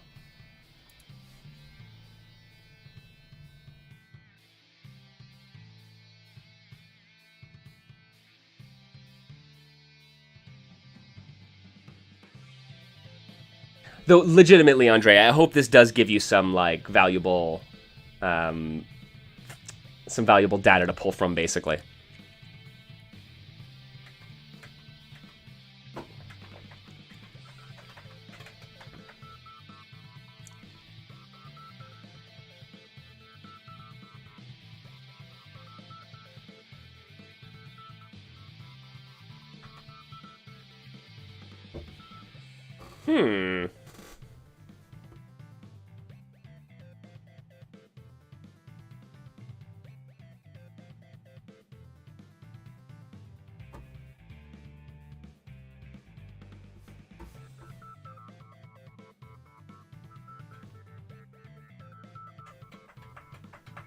Interesting.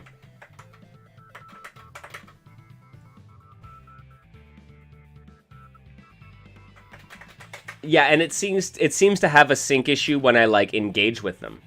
Oh, hang on.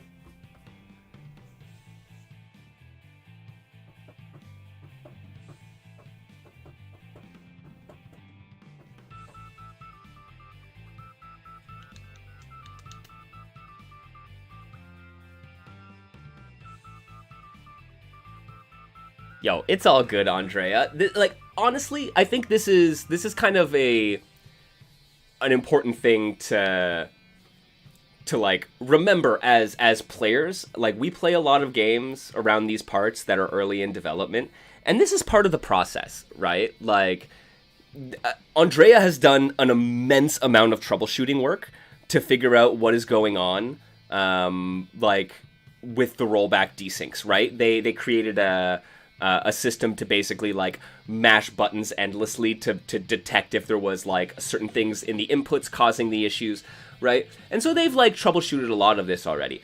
But until, like, it's the internet, man, it's black magic. Like, until you have people connecting with various setups from various places, you're not really going to be able to troubleshoot it. So, like, it's just worth remembering, right, that this is part of the process.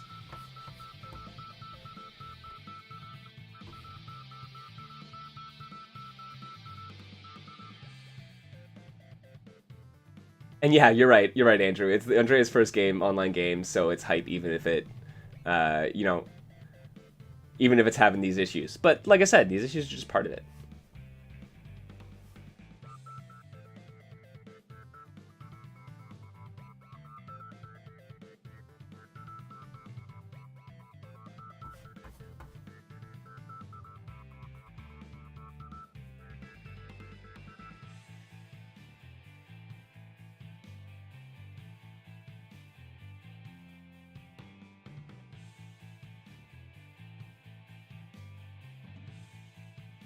Well, we can always... Yeah. Let's try one more time here. Let me go back to crying in my room.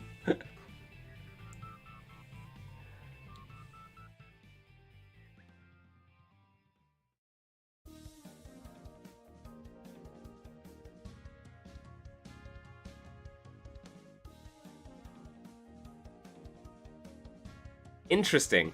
Okay. Perhaps that'll help.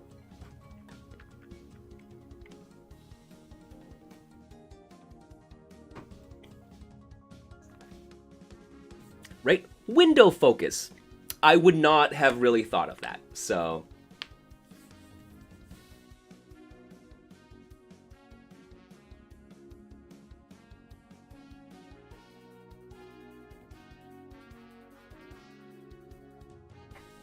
here we go. All right, let's go.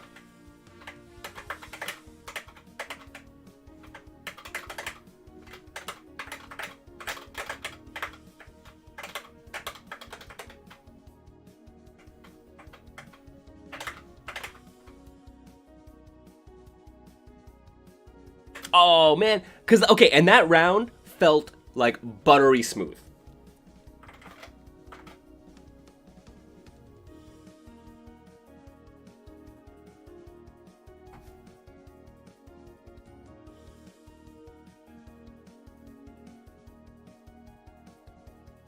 It's P2 controls. You had to use arrow keys? Weird.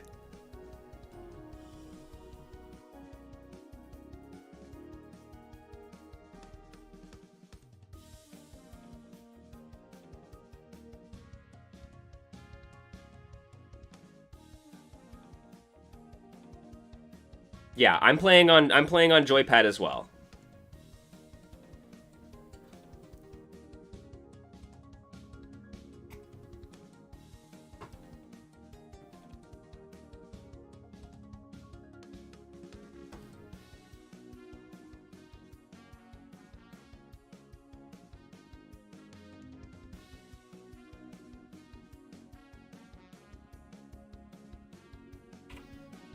All right, yo, you make some changes.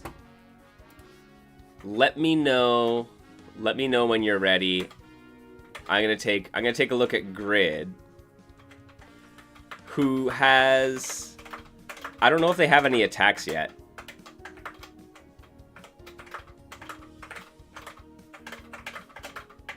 Apparently not.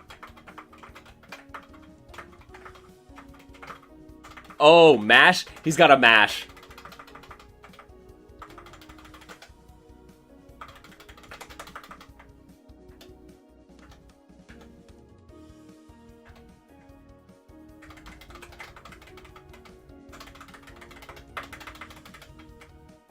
Ooh.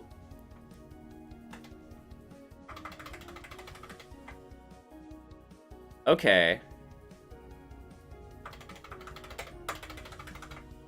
No, that's infinite bounce. I need to do... Yeah, I love seeing work in progress characters. It's so cool.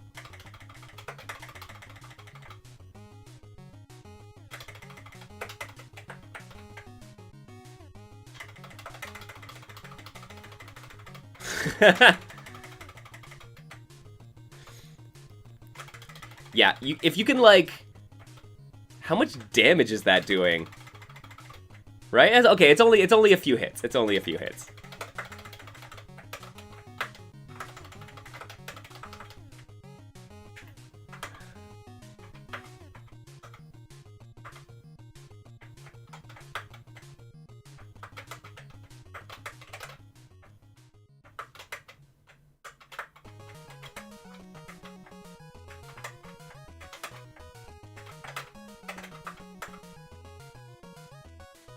Yeah, I know, right? I half expect it to be a little bit like Rainbow Core Hypernova. I'm really excited to see. I mean, like, dude, Andrea, if you need me to Foley a bunch of sound scratches, I'm just saying. 5A2A corner only? Okay.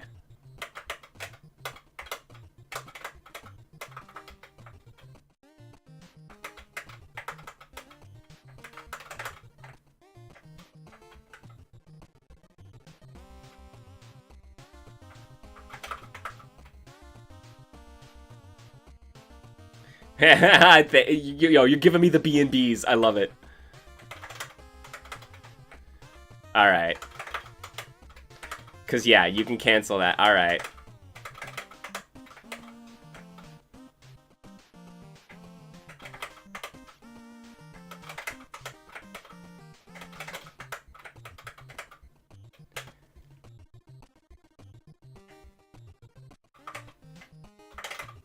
Oh, oh, that's super sick.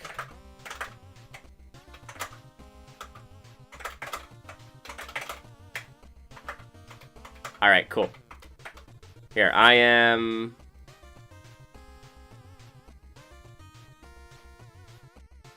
Blast, are you in the VPN with us? Input device.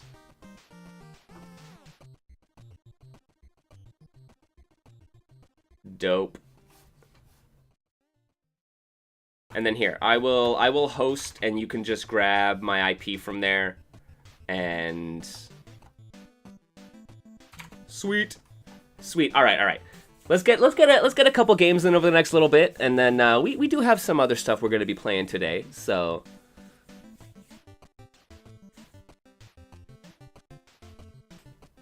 but I want to see some orbitals, man.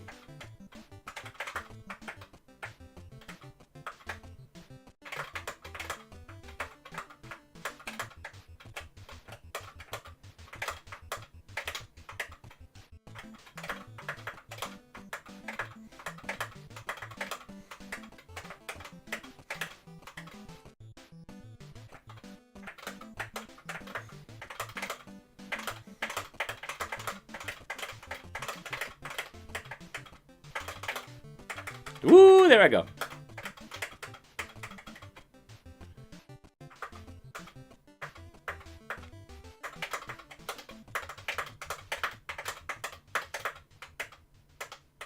Nice.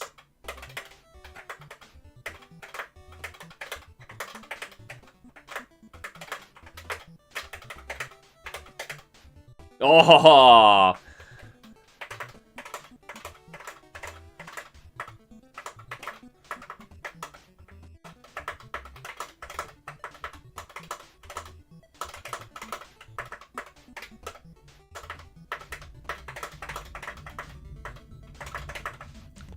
Yeah, this, Andrea, this is like significantly smoother, for sure.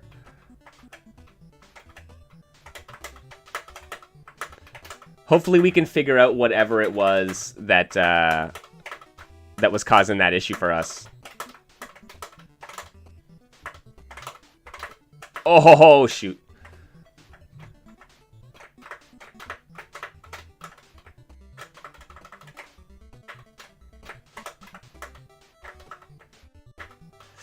Yo, I'm getting destroyed on all of these backdashes.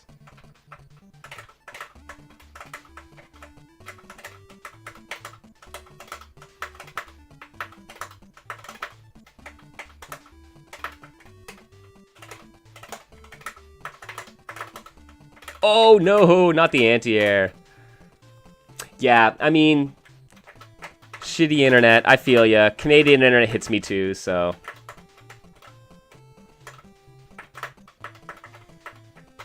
Oh, no getting away. Oh, and I'm trying to wake up Tiger Knee. And even that traded. Wow, okay.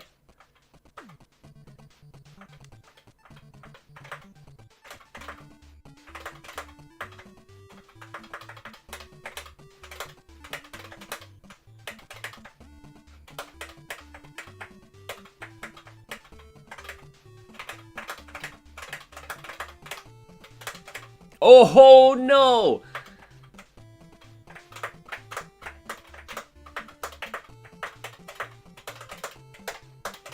Oh, dropped it. There we go. Hey, yo, full screen jump-ins?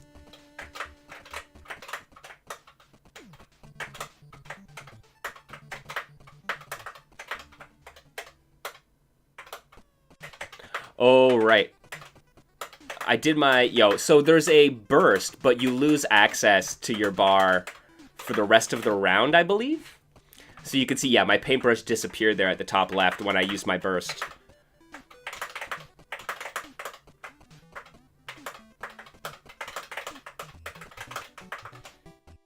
Yeah, it's working. And, yo, I'm getting rushed down.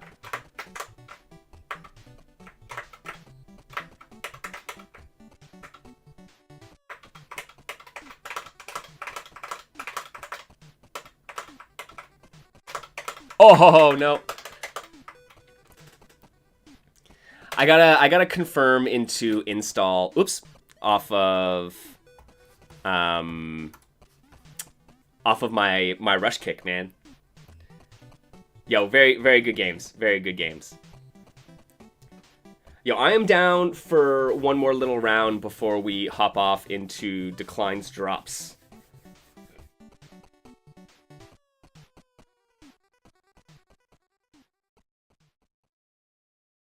Yeah, Foxy, absolutely. I know, I mean...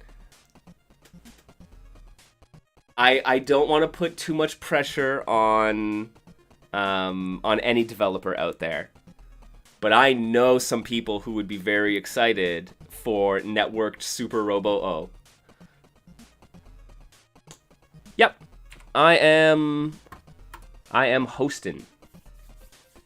Come on in. We'll do a quick little like first of two. Perfect.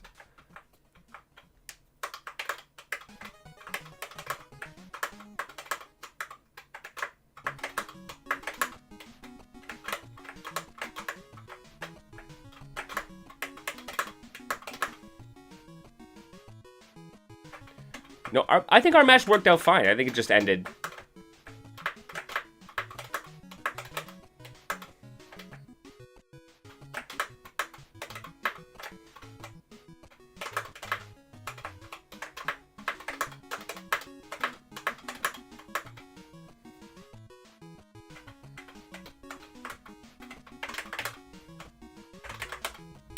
No!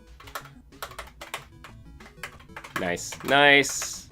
Oh, good stuff.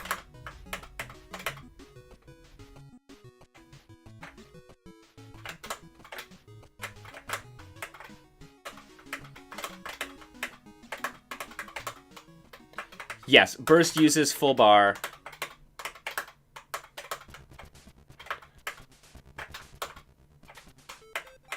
Oh, dang. And then if you don't... oh, there you go. And if you don't have full bar, it uses your meter entirely, which is a really cool dynamic. I like that.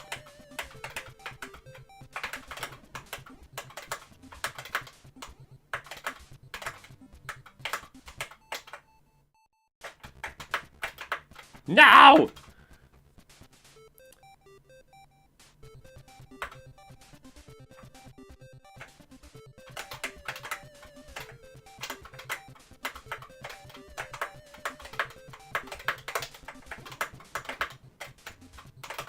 Yeah, this, like I said, this is playing pretty great, I gotta admit.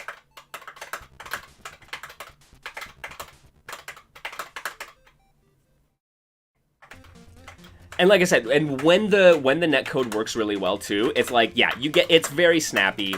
It's so rewarding just being able to play against someone. Oh man, this is definitely the kind of game that, oh dang, I missed my zero juggle. Ah, shit. This is exactly the kind of game that people go wild for when they see, like, at an event somewhere, right?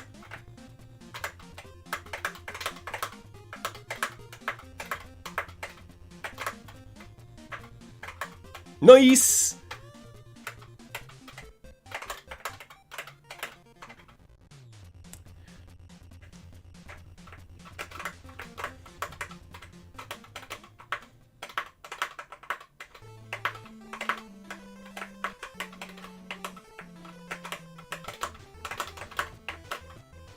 Yo, that was a really good match. Holy heck. Yo, we got to do at least one more, man. That was good.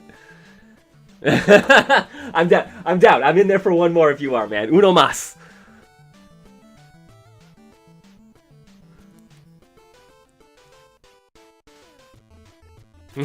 Oh shit, sure. No, man. I got a case of the one mores, that's for sure. This game is so wild. It's so fun, man.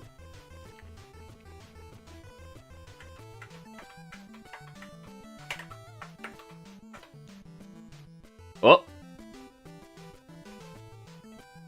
Oh, did we get the pad issue again? Too fast, forgot your controller. There we go.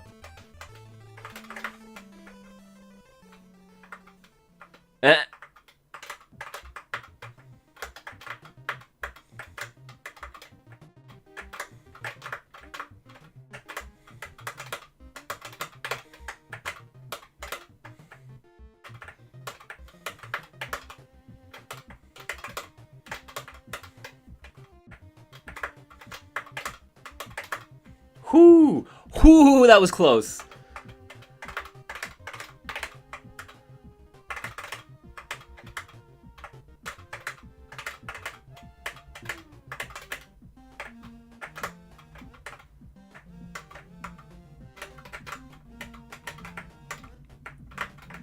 You're already going to feel like nothing was working, but it gives you back joy. Good, I'm glad. I wanted this to give you a bit of joy. Heck, nice.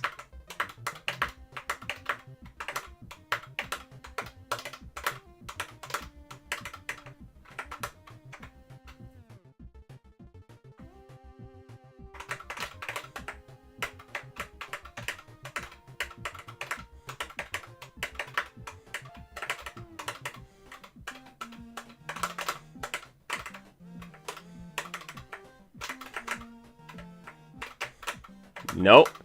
Oh, no! No! Nice. Good shit.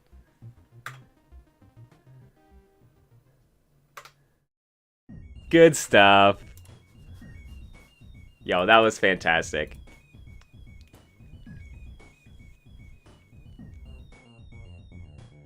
Yo, Mystery Tournament Game Jam? That sounds tempting. Yeah, yo, Andrea, you have a knack.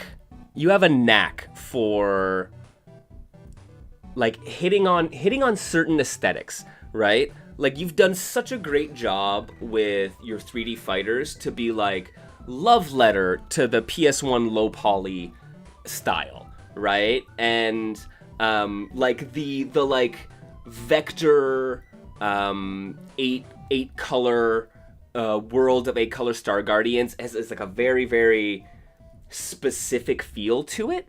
And then now, right, with this kind of like doodly papercraft kind of style to it, right? Like you have this knack for distilling these elements into something that is like can make for a really cohesive world, right? I don't know. It's just I'm always impressed.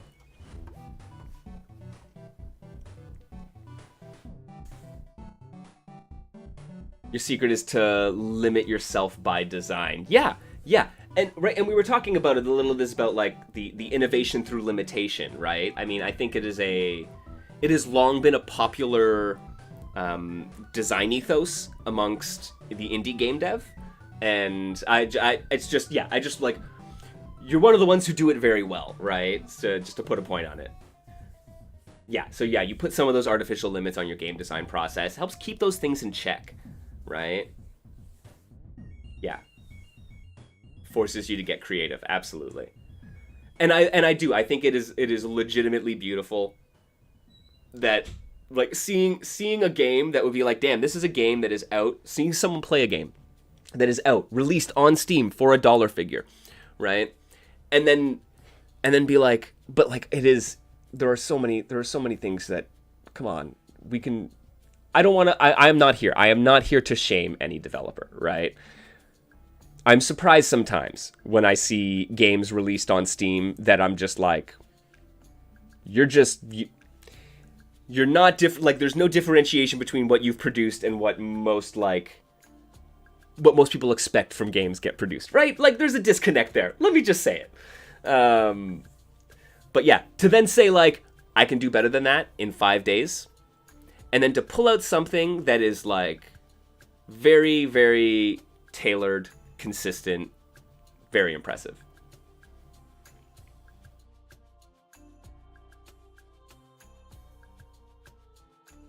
Yeah, Blast, absolutely, man. Andrea, so good at making those like expressive and compelling characters within that limited framework, right? Yeah, Andrea and Matt's ability to create stable products that don't shit the bed. Legitimately. Like, because Murphite's the same way, man. Murphite is like, oh damn, like, it works. It works. And there are some improvements that can be made, right? Like, Matt's talked about some improvements that could be made to the netcode that would make it a little bit more stable, some less rollback frames. But, like, consistently very stable and like works well, right? And same with my experience with most of Andrea's stuff, right? Because, once again, guys, technology is black magic, right? It is all fucking just absolute witchcraft. So the fact that any of these folks can get stuff up and running like this is just, yeah. No, I'm sure you're playing with the fabric of the universe there, man.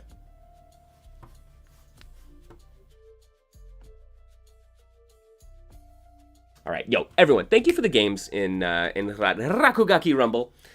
I really appreciate it. It's gonna be like the spiritual successor to Rakuga Kids, and mixed with a bit of the wildness that is Kianta, which is super cool. All right. I need to take a moment. I will be right back, friends. I need to take a little breather. You should take one too. You should get yourselves a drink, get yourselves a snack. We have Declines Drops, the demo for the platform fighter meet Yoshi's Story game from French developer Moulin aux Boules. That's going to be super cool. We're going to be taking a look at it in just a minute. And then also from Ephemeral Technical Arts, there is Area Zero, which we will be trying to get to today. I think that's going to be a fun time. So, yo, stick with me, friends. I will be right back in just a minute.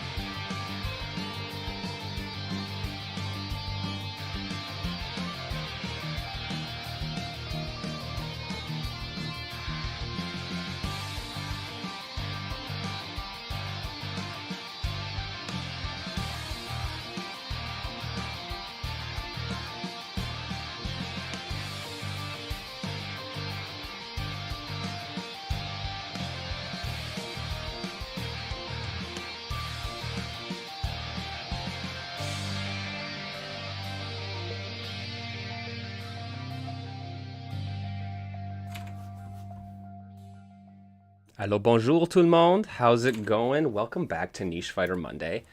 We are hanging out. It's Mr. MKL here, as always. A little blurry this time.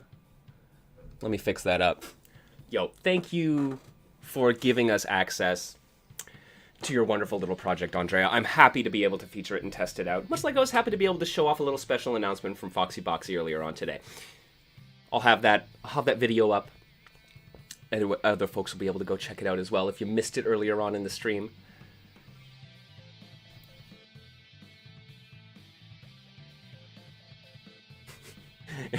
I like it, Mohas. That's a good pitch for a fucking new archetype, man. They imagine it, and it just appears. I mean, a little bit of a stand vibe, right?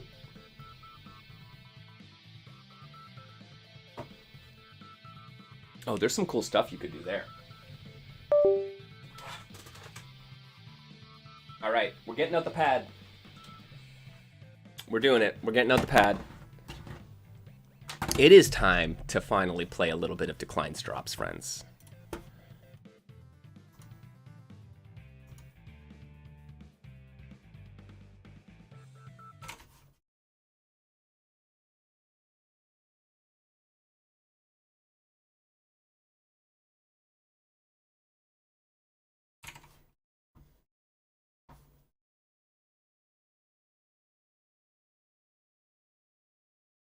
Alrighty, let's boot it on up.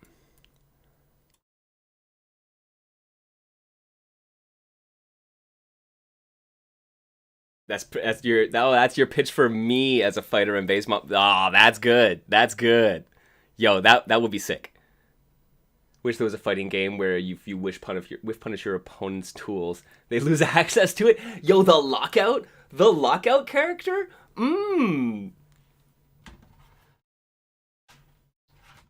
That is definitely a way to do it, man.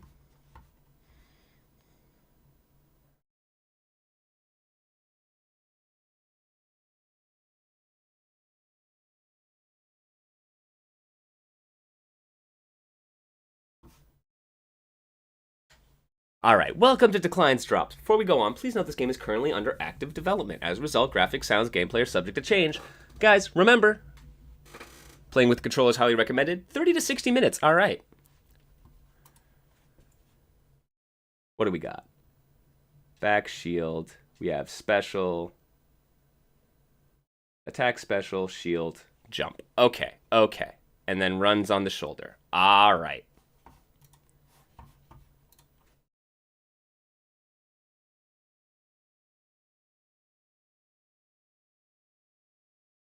Ooh, because that's going to have to happen.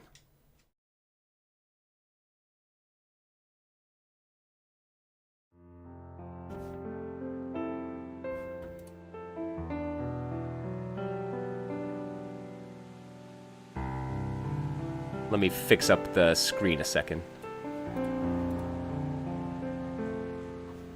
Boom. Yeah, estimated playtime, I was actually wondering that myself, so that's super, super cool. I appreciate that.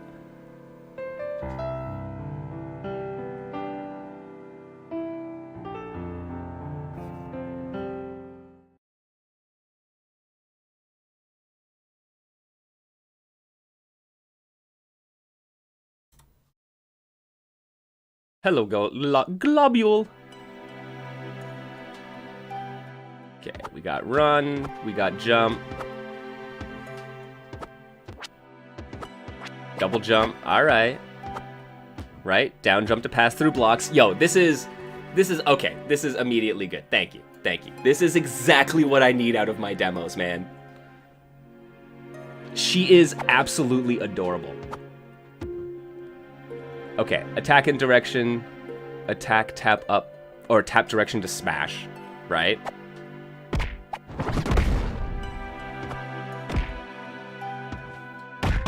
Smash attack. All right. Ooh. Oh, this is gonna be good. Yep. Jump trajectory, controllable, smash attacks.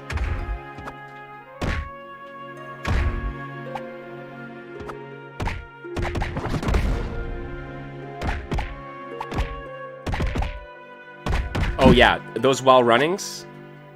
Yeah. So, right, if you're running, you'll get a different attack. Up air, down air, back air, forward air. Oh, man. Oh, man. I love it.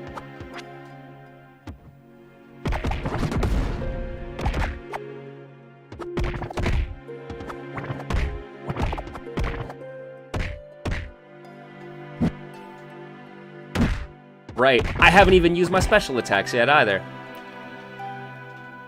Ooh, okay.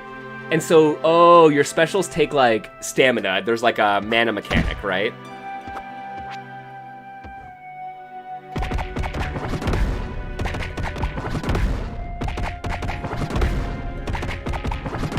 What is the max? 20? Okay, okay. So, down special. Yo.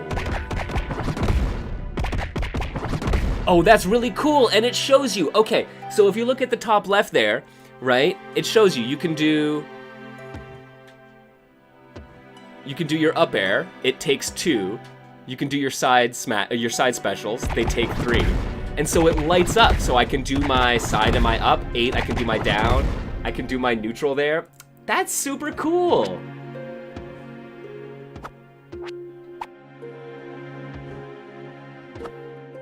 Yeah, and there's a second character, the Armless King. Oh man, it's gonna be good. It's gonna be good. Okay, can't crack those from here.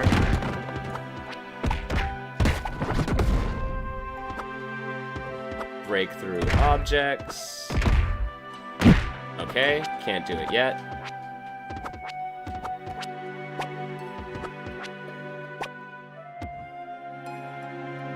Oh, I break special blocks by falling from great heights.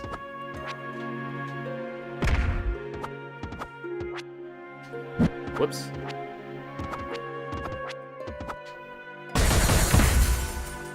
And then you can break through. Nice! Alright.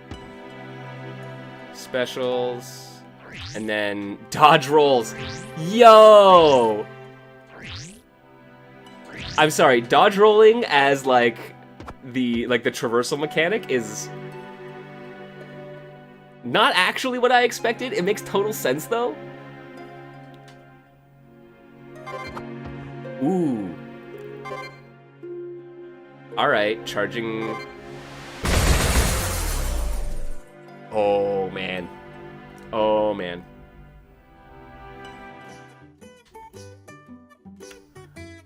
This is so cute. Oh, jeez. Oh, jeez.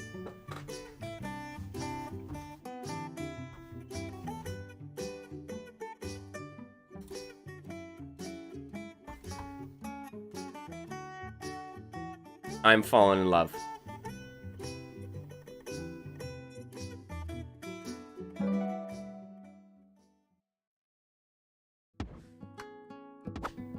Yo, let's go.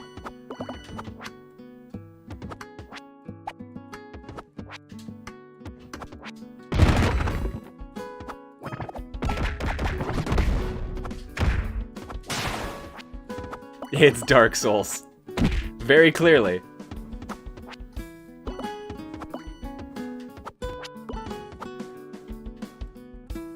Come on, we got secrets, right?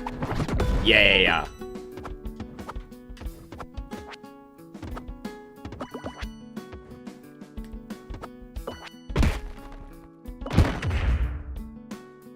I know. Thank you. Thank you.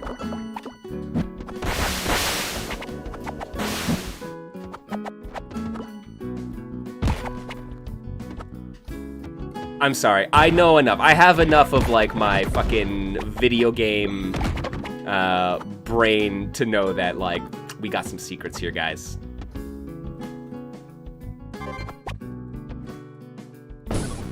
Oh.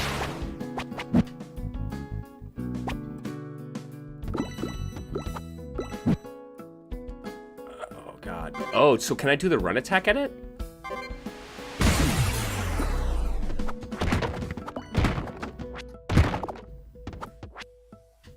Yeah, this game isn't even out and you want to see Globule in a fighting game. Yeah, Gamers Going Blind, there will be a versus mode. There will be a versus mode for the game, so... Yo, featuring Genko from Arcus Chroma, which is kind of sick. Like, let's be real.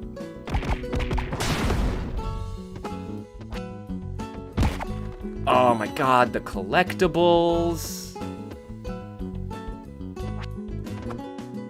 Yeah, it's definitely got a little bit. It's funny, like Yoshi's Story, I think, was the comparison that is made in on the itch.io page. But definitely a Yoshi's Island more than Yoshi's Story. Though still a bit of Yoshi's Story, I guess.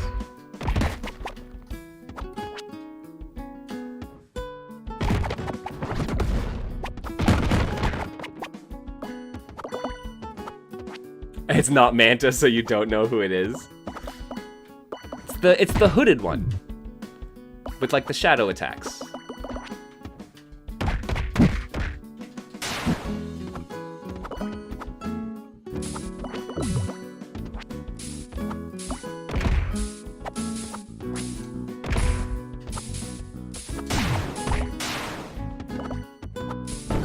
Oh.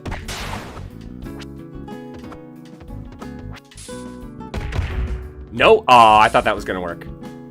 Is it somewhere else? Yeah, it's somewhere else. Oh, that's why. See, I knew it was something. I was just going at it from the wrong angle. Oh, and I missed one of the half hearts. Oh, guys.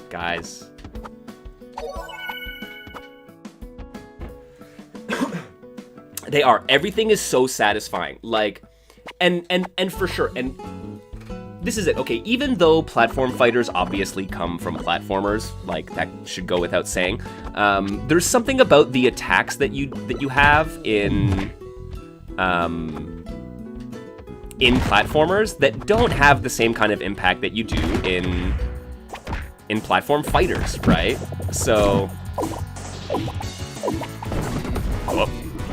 so I don't know. I love having that kind of feedback, right?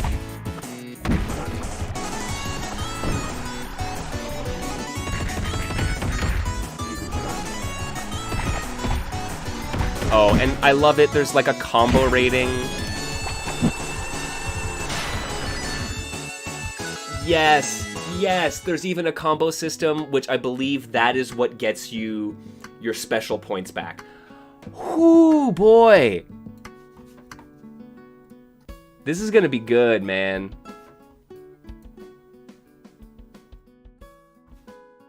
Like, yeah. Okay, based on vibes alone, I'd be here for this game, but like, it feels snappy.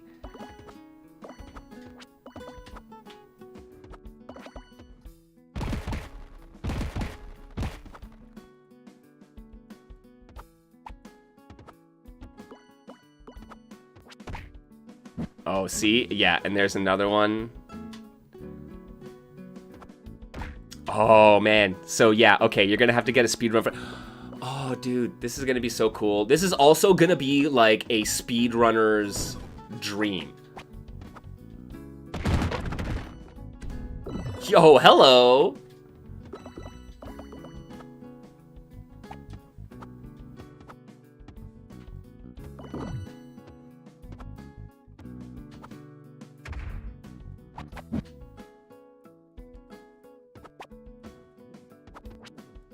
Oh, I see. I see what we're supposed to be doing here.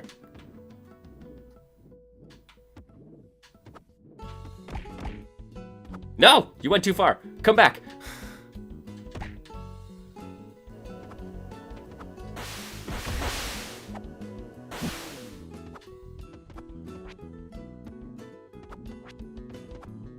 Man, yeah, no, the music is really good.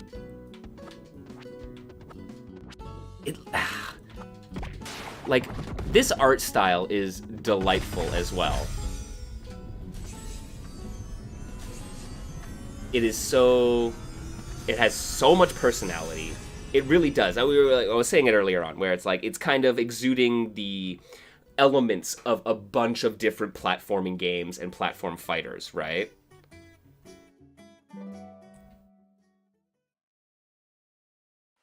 And yeah, the look of... We got a boss fight. All right.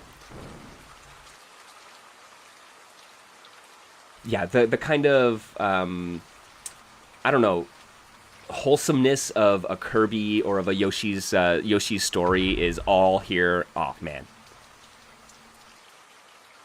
Why did you destroy the machine? You have any idea how expensive these things are? Because one of the centrals has exploded. The production is going to be pathetic, not to mention all the work needed to repair all this. Yeah. Don't mess with my garden.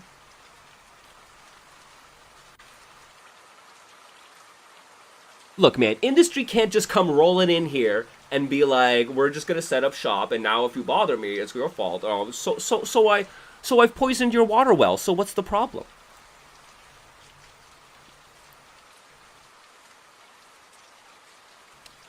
Don't have any cash either. Oh my God, that's right. This is gonna be a fucking like an environmental and anti-capitalist. I love it. I love it. Give me more.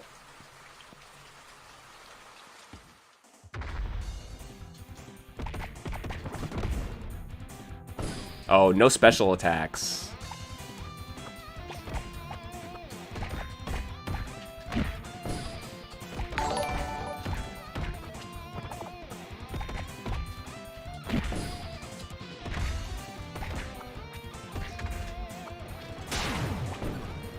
Oh, I got just pegged good there. So, oh man, so yeah, your normals like combo together actually pretty easily. Oh, wow, that's fast. Right? So you can just do like your little auto combo string into like a directional. Oh, they give you a little like combo opportunity there as you get stunned. I like it. Oh shoot, I was not watching my health. Oh man, okay. Let's restart that one.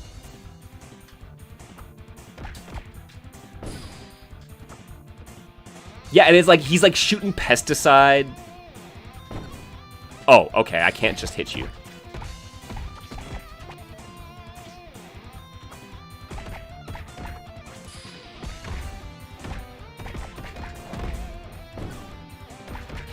Let's... Yeah, use those dodge rolls. Oh, jump! Nope. Okay, get some health back at least.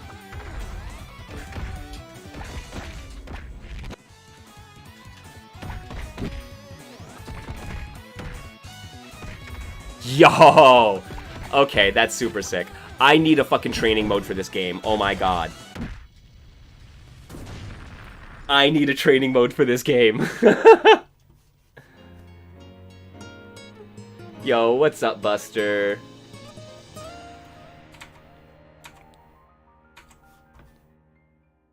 What's up, Buster? Thank you for the follow there. I appreciate it.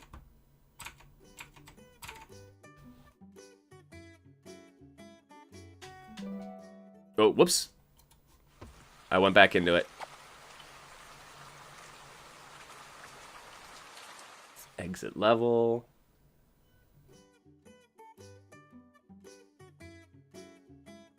Access denied.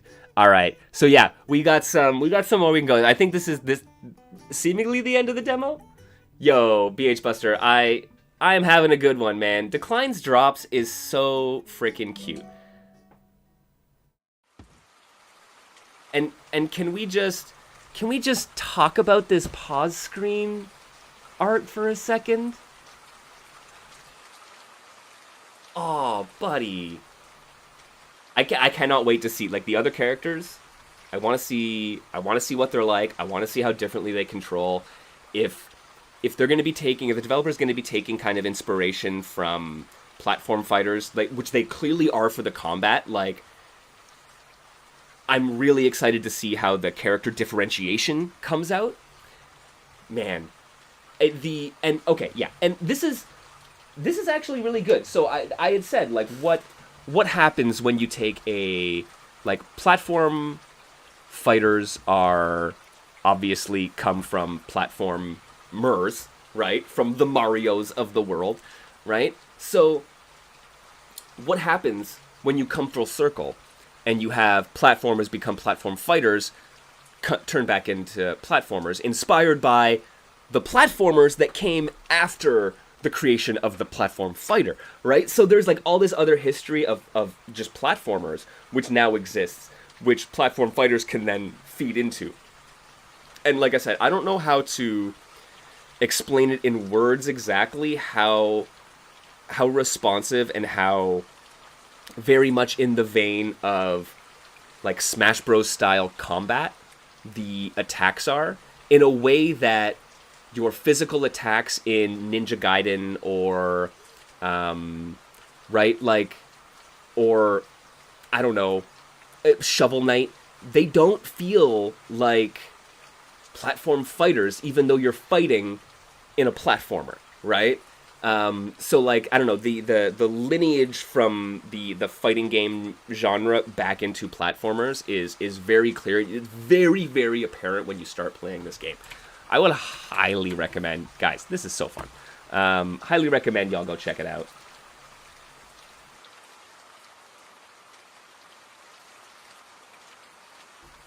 I am going to get that link for you. There is a demo. Guys, go wishlist this game, which, by the way, is one of the many ways you can actually help support a developer.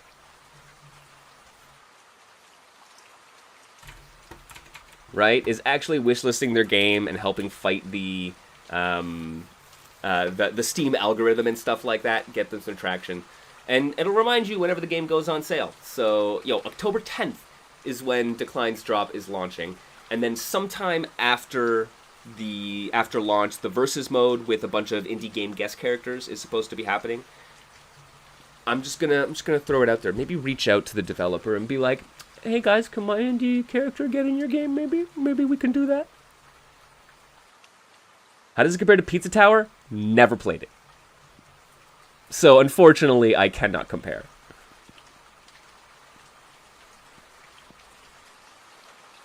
Pepino being in Battle Craze. I've seen the memes. I have no idea what this, like. I gotta catch up on some of what the youngins are up to, because I'm like, I don't know what you're talking about.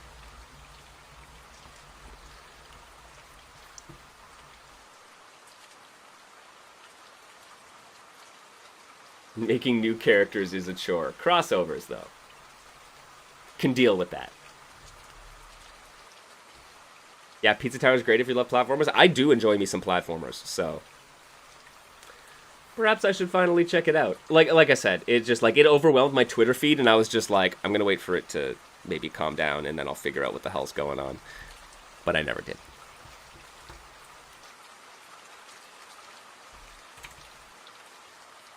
Okay, dudes. I'm gonna go. I might have to go back in and continue exploring these stages. I do enjoy that there is a bit of the, hey, we get to play with level layouts in different ways, and like, okay, I'm really excited actually for utilizing your special skills as mobility tools. Like I said, I think Decline's Drops is going to be a really excellent speedrun game where already the movement feels really snappy, really responsive. It's got good game feel, guys. Like, it really does. And that goes a long way to it. And then having these, like, expressive toolkits, man, gonna be a speedrunner's dream. Really think so. And yeah, being able to use your special abilities and your, like, Smash Brothers style special attacks, which all have, like, a lot of mobility tied to them anyways, and using those in a platformer is really exciting. Like, yeah, for people have been like, yo, guy, we need more Subspace Emissary from Smash, and it's like, you're absolutely right. Also games like this. So highly recommend you check it out. Yo, Safety, what's up? If your fighters don't cover up the life bars you don't want to play, well,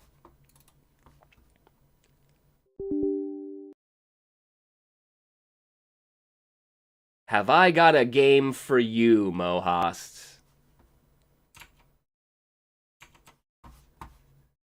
So, last game for the day, friends.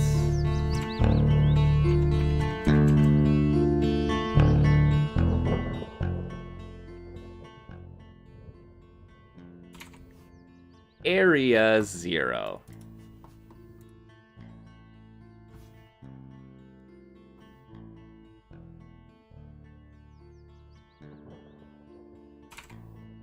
If OBS will capture it.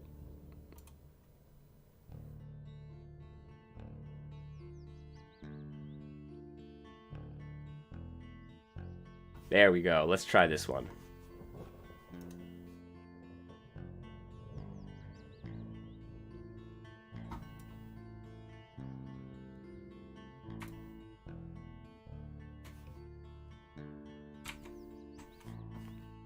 So this is from Ephemeral Technical Arts. This is a fighting game that I saw just pop up out of nowhere. This happens every now and again, guys, right? Like, we'll just be like sitting around watching some combo breaker footage, maybe looking at Twitter, and then all of a sudden someone will be like, oh, by the way, I have a booth at Combo Breaker and our demo's available on the website, and why aren't you playing our game, right? And it's like, no, not like, why aren't you playing our game? But like, hey, play our game. And I'm like, where did you guys come from? What even...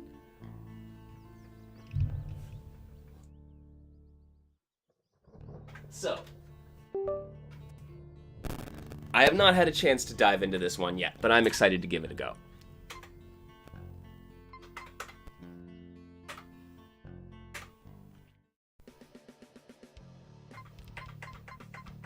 Ooh, okay, so apparently they've got a Patreon.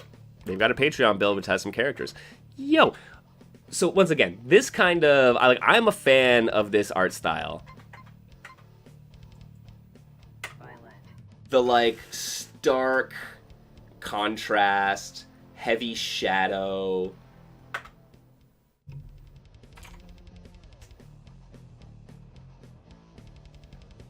But let's see what the tutorial has in store for us. I have not gone through this one yet, guys, so we're going through this for the first time together.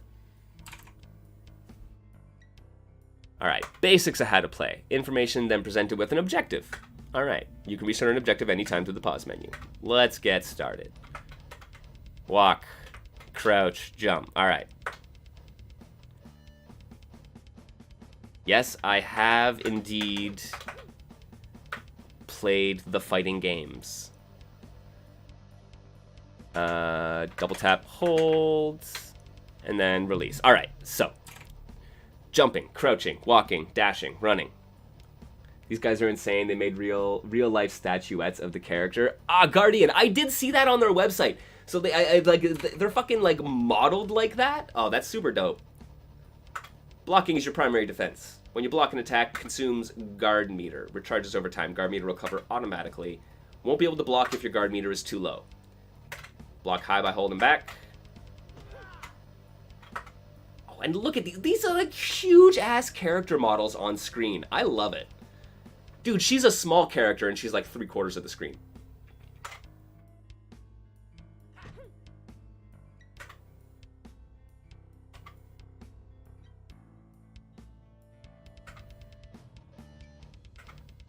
All right, press buttons.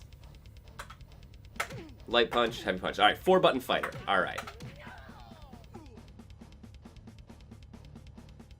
Evading will allow you to dodge attacks and switch sides. Oh.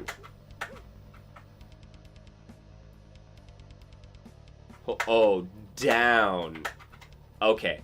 Down and your throw macro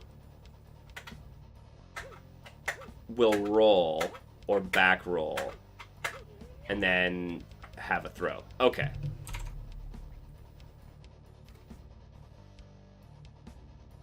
Yo, safety is the game with the MK3 sound effects. Yeah, I believe it is. And then they're gonna be replacing them as time goes on. But yeah, it is.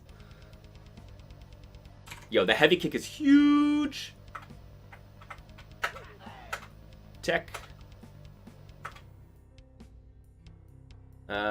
Taunt. Each character has a unique taunt bonus. Yo, let's go. You will take double damage if hit while taunting. Alright. And so I get a buff.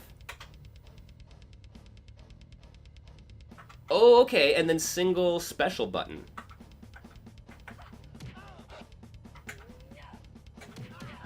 Okay. Okay, so we have back, we have down, we have forward, and we have an airborne as well. All right.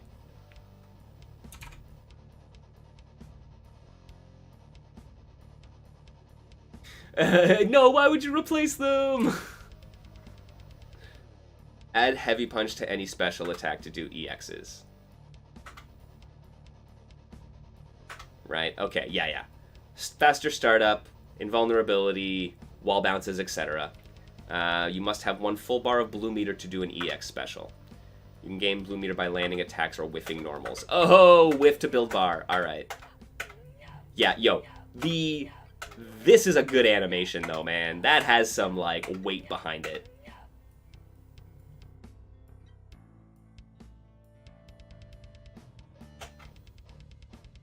All right.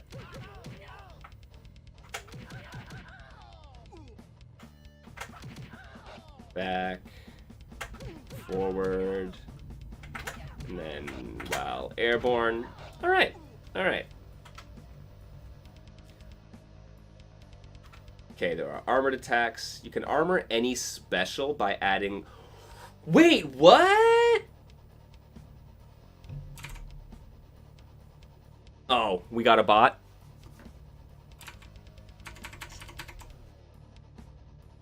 Thank you, safety. You're on the ball. Armoring a regular special will give you 1 hit of armor. Armoring EX gives you 2. Armor adds the cost of 1 additional. Yo. Nice.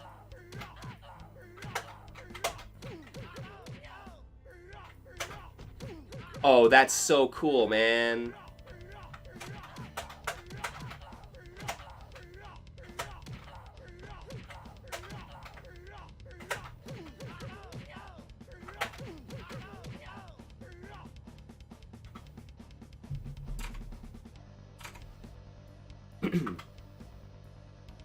Alright, super uses your red bar. Landing and blocking attacks. Can't whiff for super.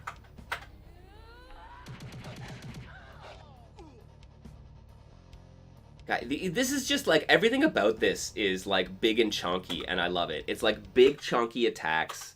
It is big chunky UI, big chunky characters. I fucking love it.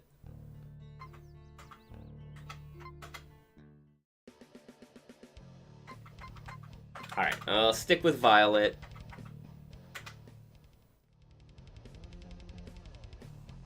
And do the advanced tutorial. What else we got here, man? I love that. The special in either giving you the armored, the EX, or both at the cost of meter is really cool. Command normals. Alright, can hold back, heavy punch. Bunch of command normals in the list. Oops. Ah, alright. So, oh, the big backhand? Alright.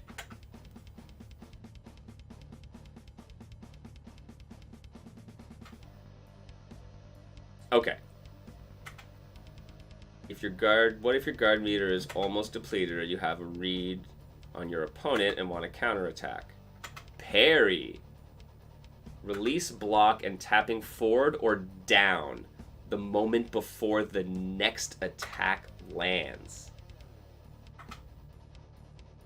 Fucking red parry? Seriously?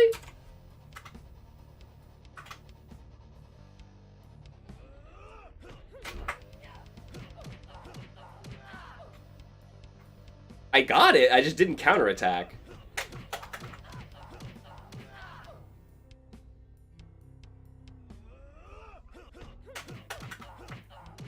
I'm like never gonna get this again, am I?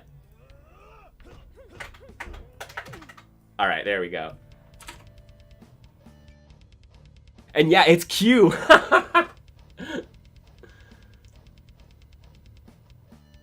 You're right, it reminds me of Dive Kick, a little bit of, it's kind of like Alan McMillan style for Mega Knockdown.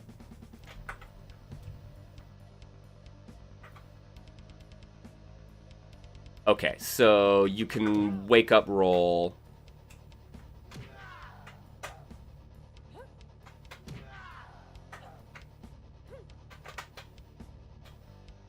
Yeah, wake up, forward roll, and back roll.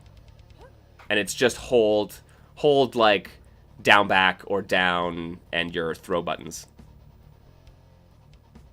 Oh, getting up can also be canceled into grounded special or super. Just hold the inputs so it just buffers it. Okay. Oh, whoops.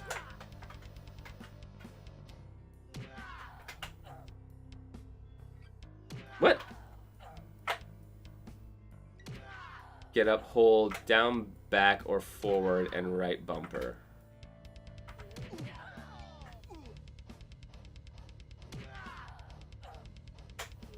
There you go. Okay. You just gotta wait till you're actually in the get up animation. And then hold super.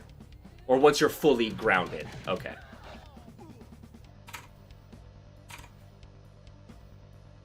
Forward dash can be canceled into crouching normals or grab.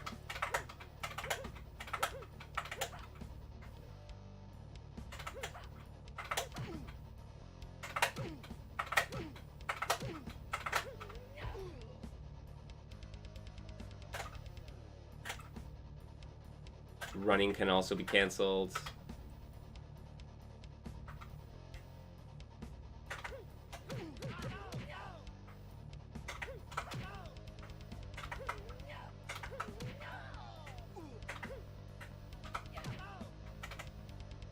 All right. Normal chains. Here we go. What's your combo structure like? Every character can chain their standing light punch, heavy punch, back heavy punch. All right.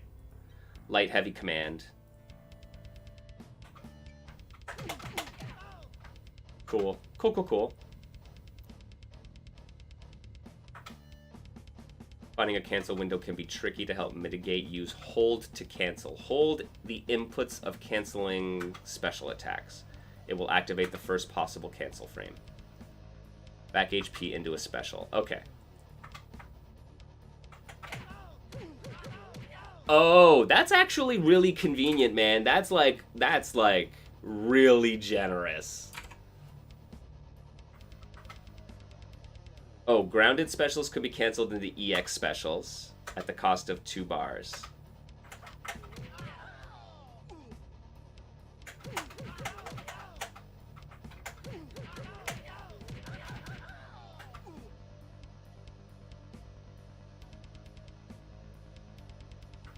Okay, and then this cancels into super.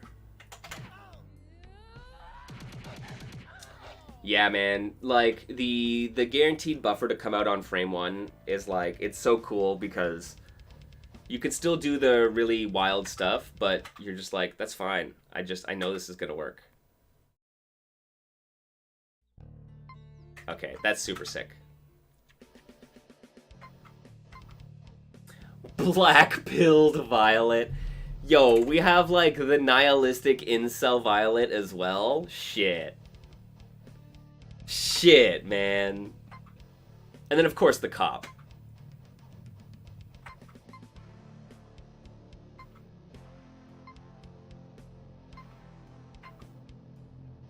I want to play Wilson so badly, guys. I gotta say, I want to play Wilson so badly. Alright. Alright, what is the difference between Violet and Black-pilled Violet?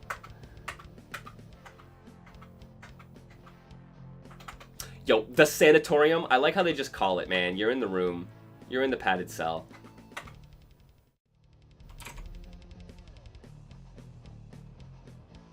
Hey, Ephemeral. Oh, no signal. We went no signal. Alright, give me a quick sec. I'm gonna swap over, my thing. It literally says black-pilled. No, that was it. I was just like, oh shit. No. Not even messing around. Yo, she's black-pilled, man.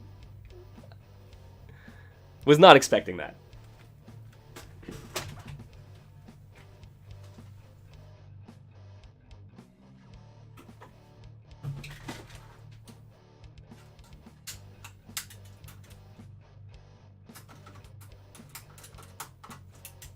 I want to play around and find some sauce, though, guys.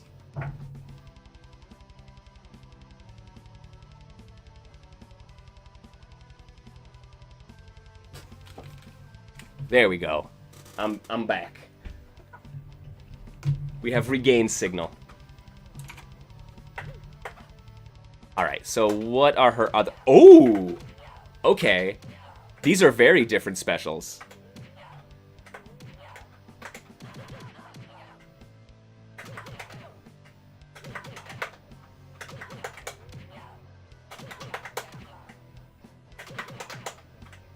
All right. What do we got for a move list here? We got uppercut, overhead side kick, overhead heel kick. Okay. Yo, Punk, yeah, man. This is, like I said, I caught this one during the combo breaker hype.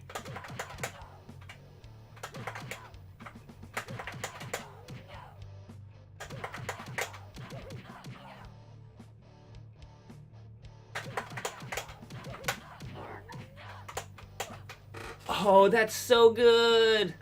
Okay. And the easy cancel system, Punk, I think you might like how this game feels, man. Right? Just like basic. Oh, and I also only just realized how much like this is like your MIDI metal stuff, man. Oh, holy heck.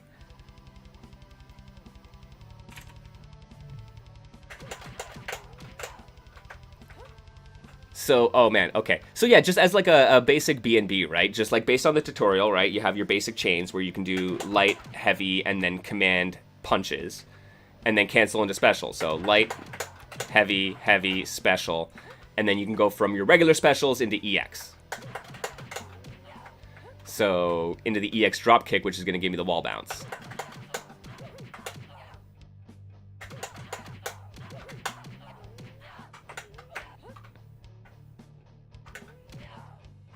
And then there's the overhead kick.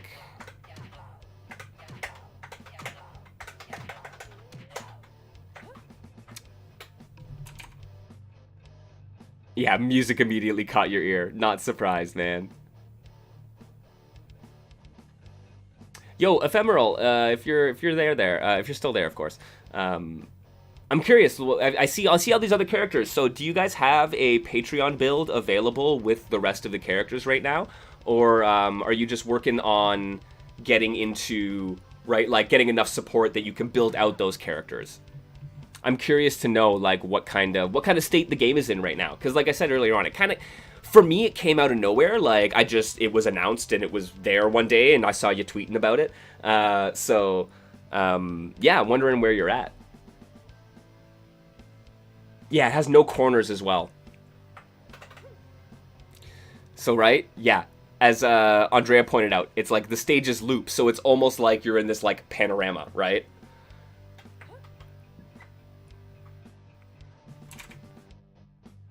You can then go from EX into Super. Ah, of course, yeah.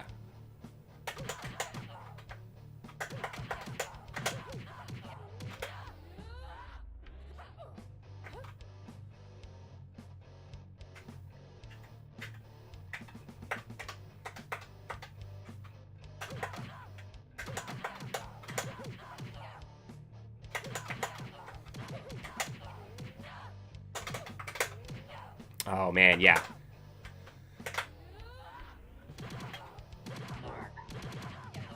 Oh, that's super, man.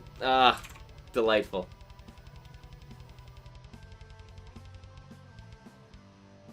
Yeah, health regenerates with time. So, right, like you build up damage is what it like, because like you can see the bar is empty now, right? So like you build up damage, and then over time it reduces, and so you need to fill it up basically, right? So you need to like continuously apply that pressure.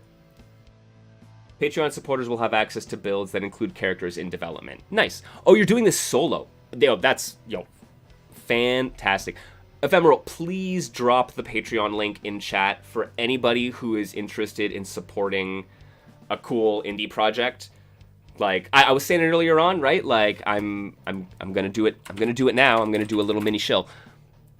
supporting folks on Patreon goes a really long way. It helps keep the lights on in here. It's helping pay for me to go to Toryukin, the Toronto Major. So definitely, yeah. When get the link from Ephemeral there and go check out the project. Yeah, another member of the Solo Dev Club, right?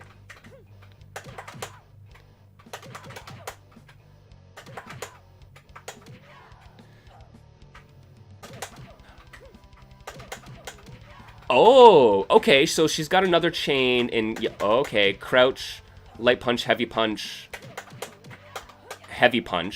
which will give you launcher.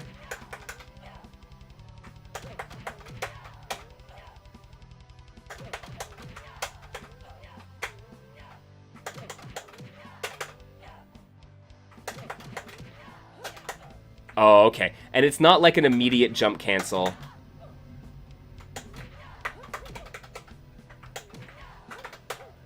Ooh, right.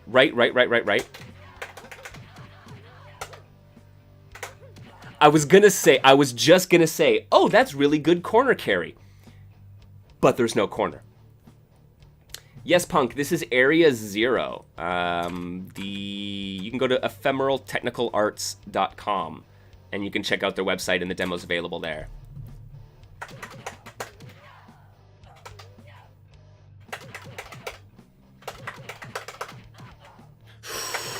Ooh, the axe kick. Is it cancelable?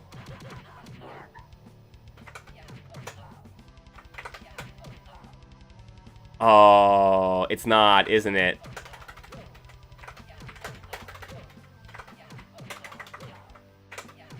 Can I link anything?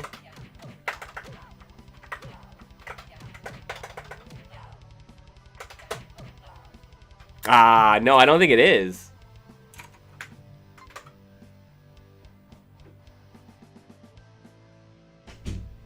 Wait, overhead heel kick, overhead...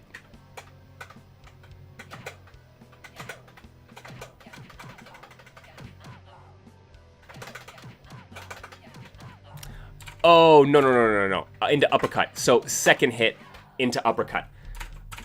I was like, okay, so you see how I read that, right? So if you look down in her normal chains, stand heavy kick, overhead heel kick, overhead heel kick. Those are the two hits from the one input. And then that goes into uppercut. Okay.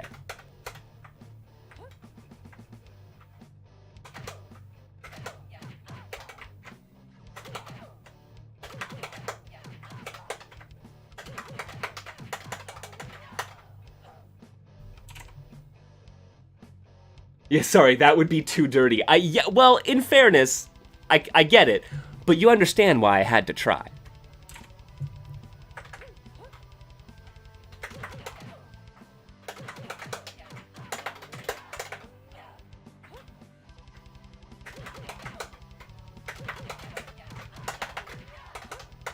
I guess I can just go right into the air special.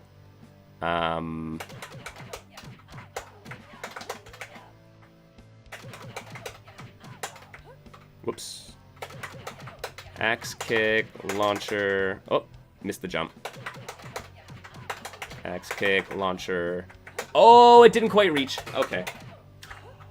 Oh, but I can use it as a starter. Oh, Jesus H. Christ. You can... The instant air special, guys.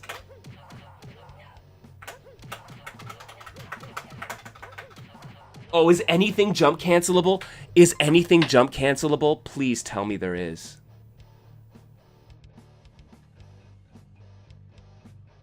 Air, light kick, heavy punches. Oh, man.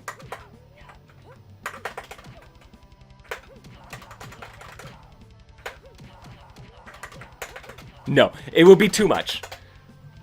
I'm looking for the loops, guys. I'm looking for the easy loops, all right?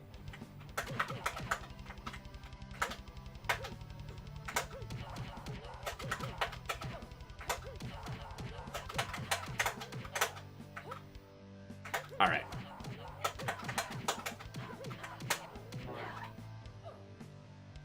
Oh, that's so good.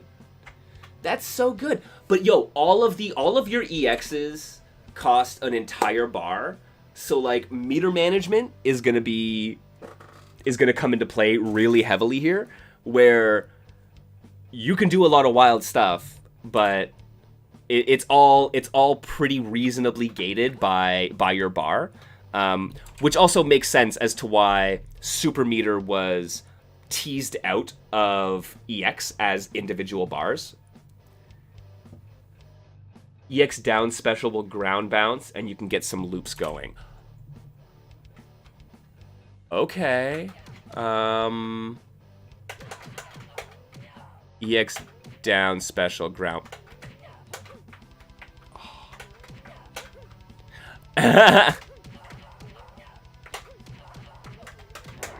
Oh, right.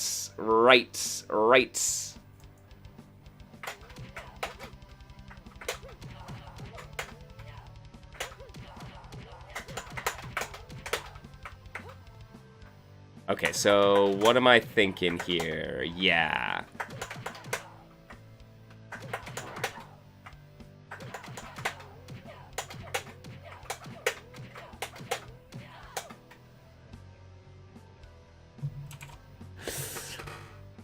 We're home! We got loops! I enjoy a good loop.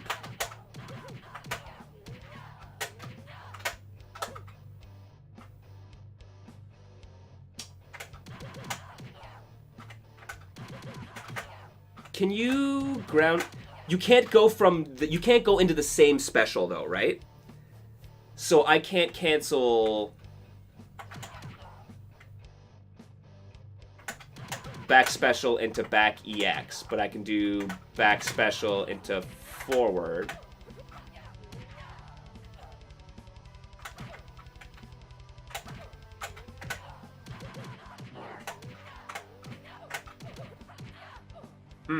All right, has to be a different special. Okay.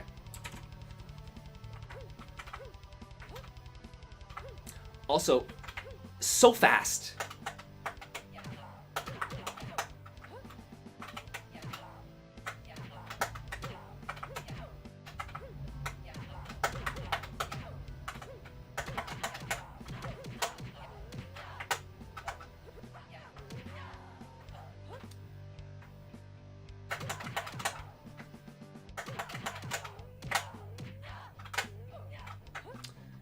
Down special, back special, I guess.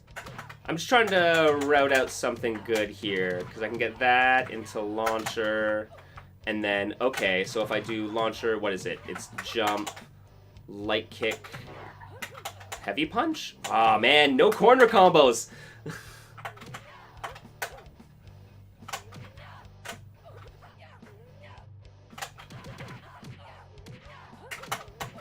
Yeah. And that ground bounces. Oh, shoot.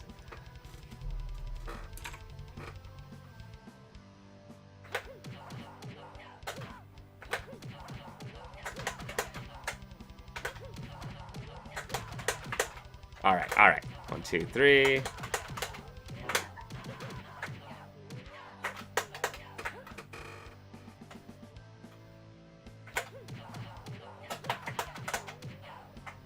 So many good options already.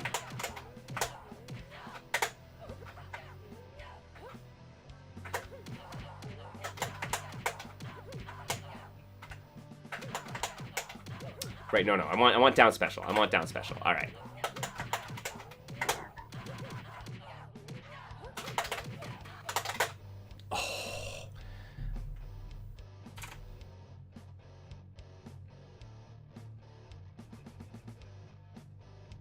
That's fucking yes, Punk. I am so, that makes me so happy. Oh, my musician friends are amazing. Never stop, musicians. So you know, it's a little loud in the mix. It's just what I'm saying. I think if you tweak the bass down a bit, you know, maybe yeah, it's a raw recording, needs some improvement. It's ephemeral. It's all in good faith. This is all like good faith, like critique and advice, right? Because I'm down for it. I enjoy me some metal. I hear the double bass kick going. I'm like, yes.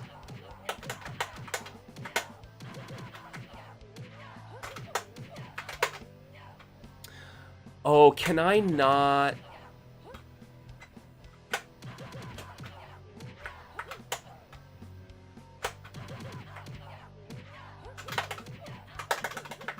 Oh, do I not get anything after that? Is that an ender? It looks like a ground bounce.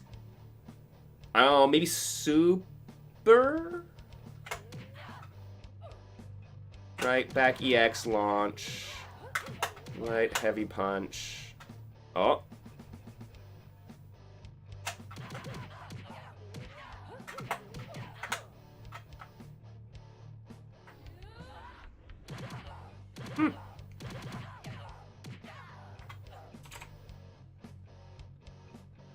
Definitely fits the vibe of the game. Yeah, right? With that little bit of, like, polish going on as time goes on.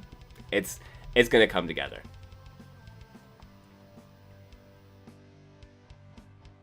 I really enjoy this art style too, man. I was saying it, like I said, it reminds me a little bit of Mega Knockdown in the way, like it's shading.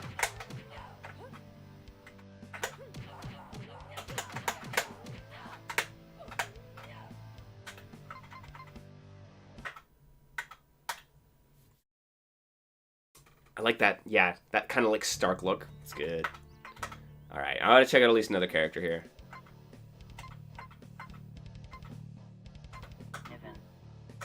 Niven?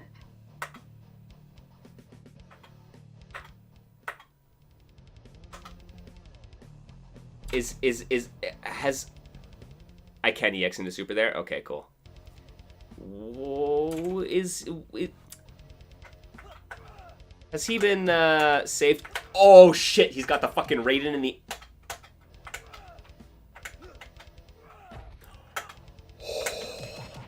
Oh, please. Oh, please. That is fucking... My dude uses his halo.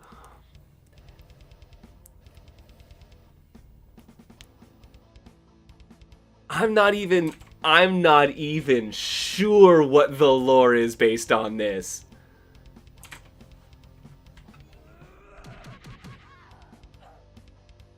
And you could control it! Oh, jeez.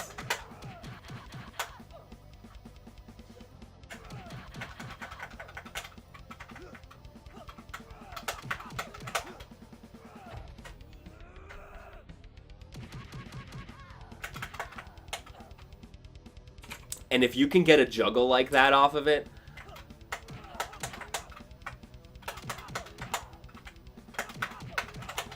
The stomp?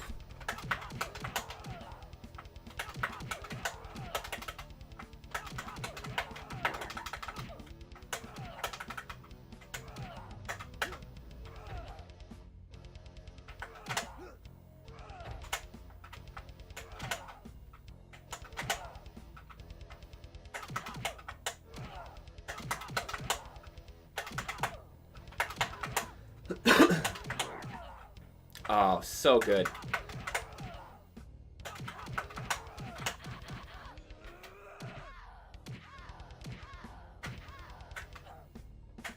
I love, and he has momentum to it, man. The Vertuvian man has like this weight to it as he goes by.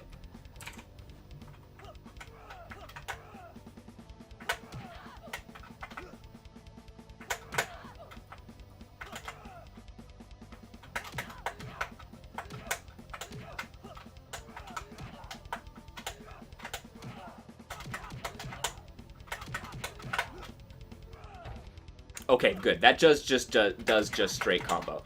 Because this stomp into the command grab, yes, yes, and then you cancel it into your EX.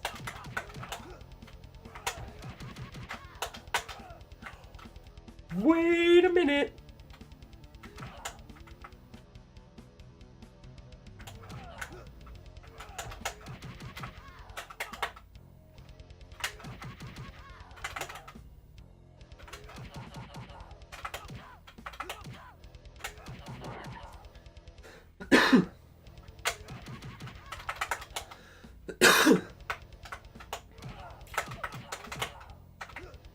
And I love how they're like, while running directional attacks, give you the extra hit stun. If you have the running animation, if you have the running speed, that you can actually combo off of it. Right? Because otherwise, this doesn't go into stand light. Oh!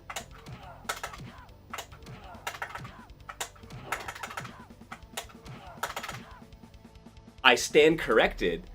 It does go into stand light, just nowhere near as easily. Because that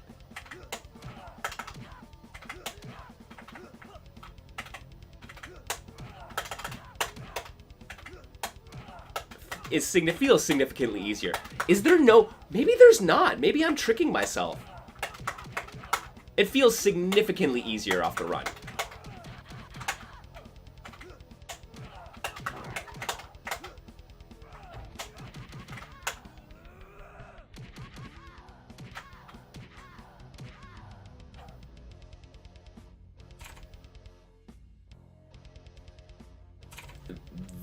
This is a joy.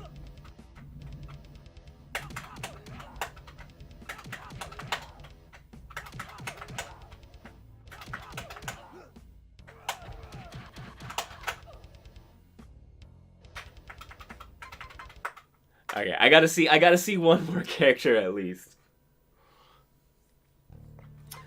What are we checking out, friends? Is it gonna be the devil or the cop?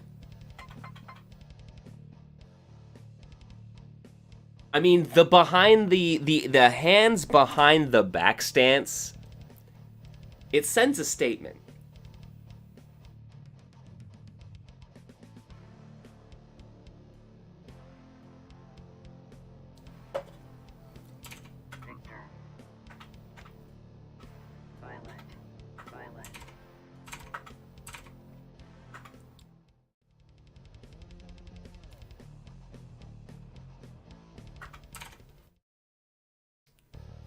Alright, this is our last little exploration into this game for the time being, friends.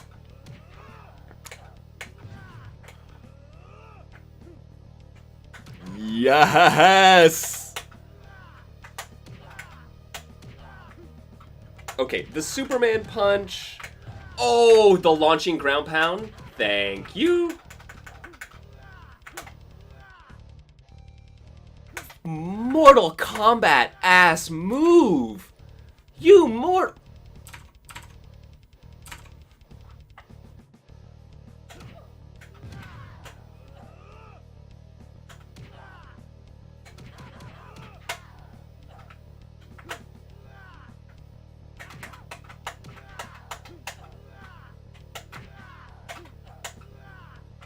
Oh, of course. This man's jumping heavy punch is this, too. You know that's taken a minute to come out.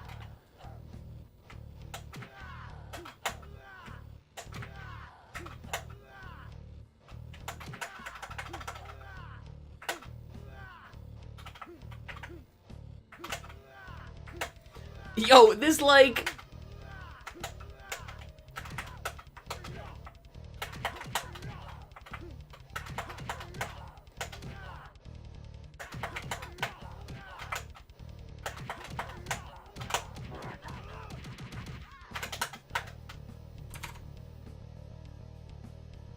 I bet the lore is something like secret urban war between angels and demons that some humans get caught up in. I mean, that might be looking like the case. Okay, big rush punch attack for super. All right.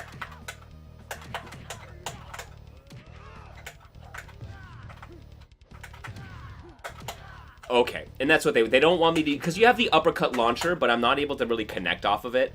But his down special is also a launcher that you can connect off of. So, down special, heavy punch, air special.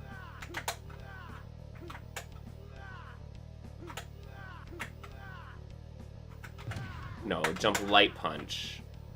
No. Okay, you could just go down special, jump special. And then you get a wall bounce out of the EX. Yo, this is some Buffy the Vampire Slayer type beat. This dude could absolutely I don't know how intentional that is, but I love it.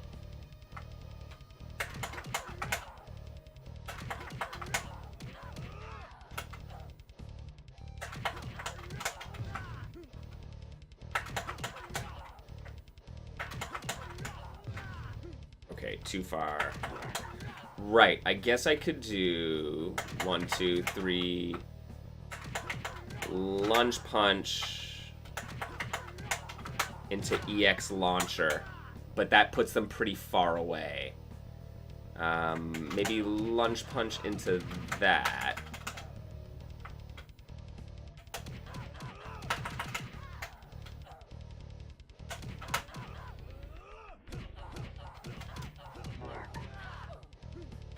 And then you cancel into super. That's pretty dang good. Oh, he's got the 2-hitting stand heavy kick too.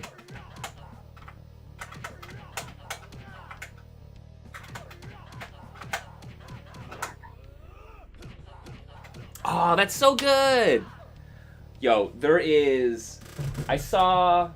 Was it Gamers Going Blind posting about this and being like, "Yo, I found some sauce, man." Yeah, I am not surprised now, where I was like, I see what they were saying. I sees it.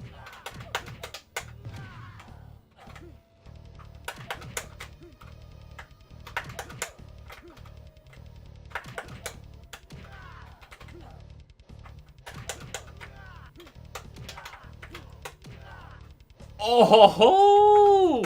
Hello, jumping heavy kick. Yo, I would have thought that this jump light kick was the cross-up button. You see how that foot sticks out at the back and the knee's going forward? I thought this was going to be your cross-up button, right? Nah. Wham! We turn it around and smacking her in the back of the head.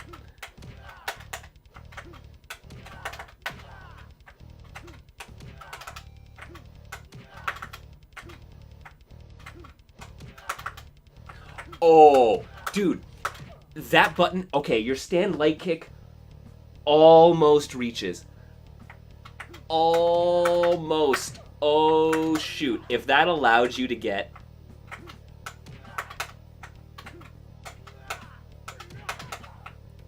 Because I don't think I can go into stand heavy kick. No, it's too slow.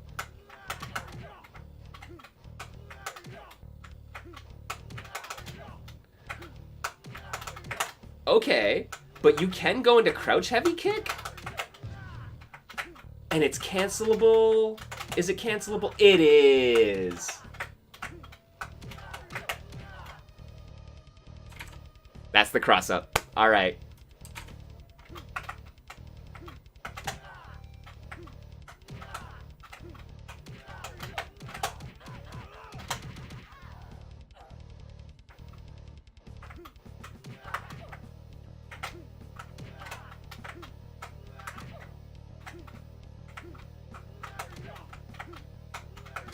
Oh, okay, okay. So it's not from that far back, right? Yeah. You can... That's still really good, though.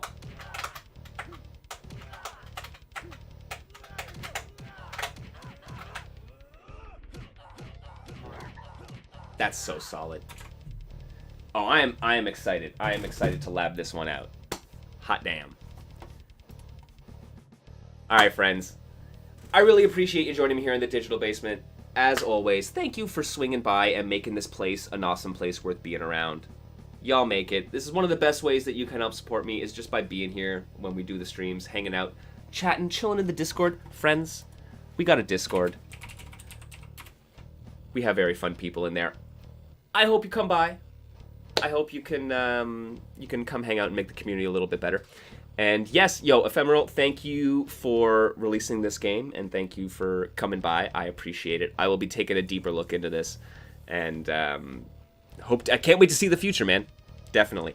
Go check out Ephemeral on Patreon, on Twitter, and go check out the game yourself, friends. We got a bunch of stuff happening in the niche fighting game scene. There's a lot to be happy about. There's a lot to celebrate. So let's do a bit of that. celebrate these games, play them, enjoy them. Yeah, man. Friends, consider, if you got it within you, consider dropping me one of those Twitch subs or hitting me up on the Patreon. I got some exclusive stuff coming to the Patreon later this week. Some game design articles, some new videos in the works, and I hope you can maybe consider doing that, tossing a couple bucks my way. I'd appreciate it. But if not, it's all good. You're here, you're chilling, and you're making the place awesome. So I'm going to call it for now, friends. Thank you, as always, for joining me on Niche Fighter Monday. I will see you later on in the week. I will see you out there on the interwebs. Be safe out there. Be nice to each other and to yourself. And I will catch you next time. Adios.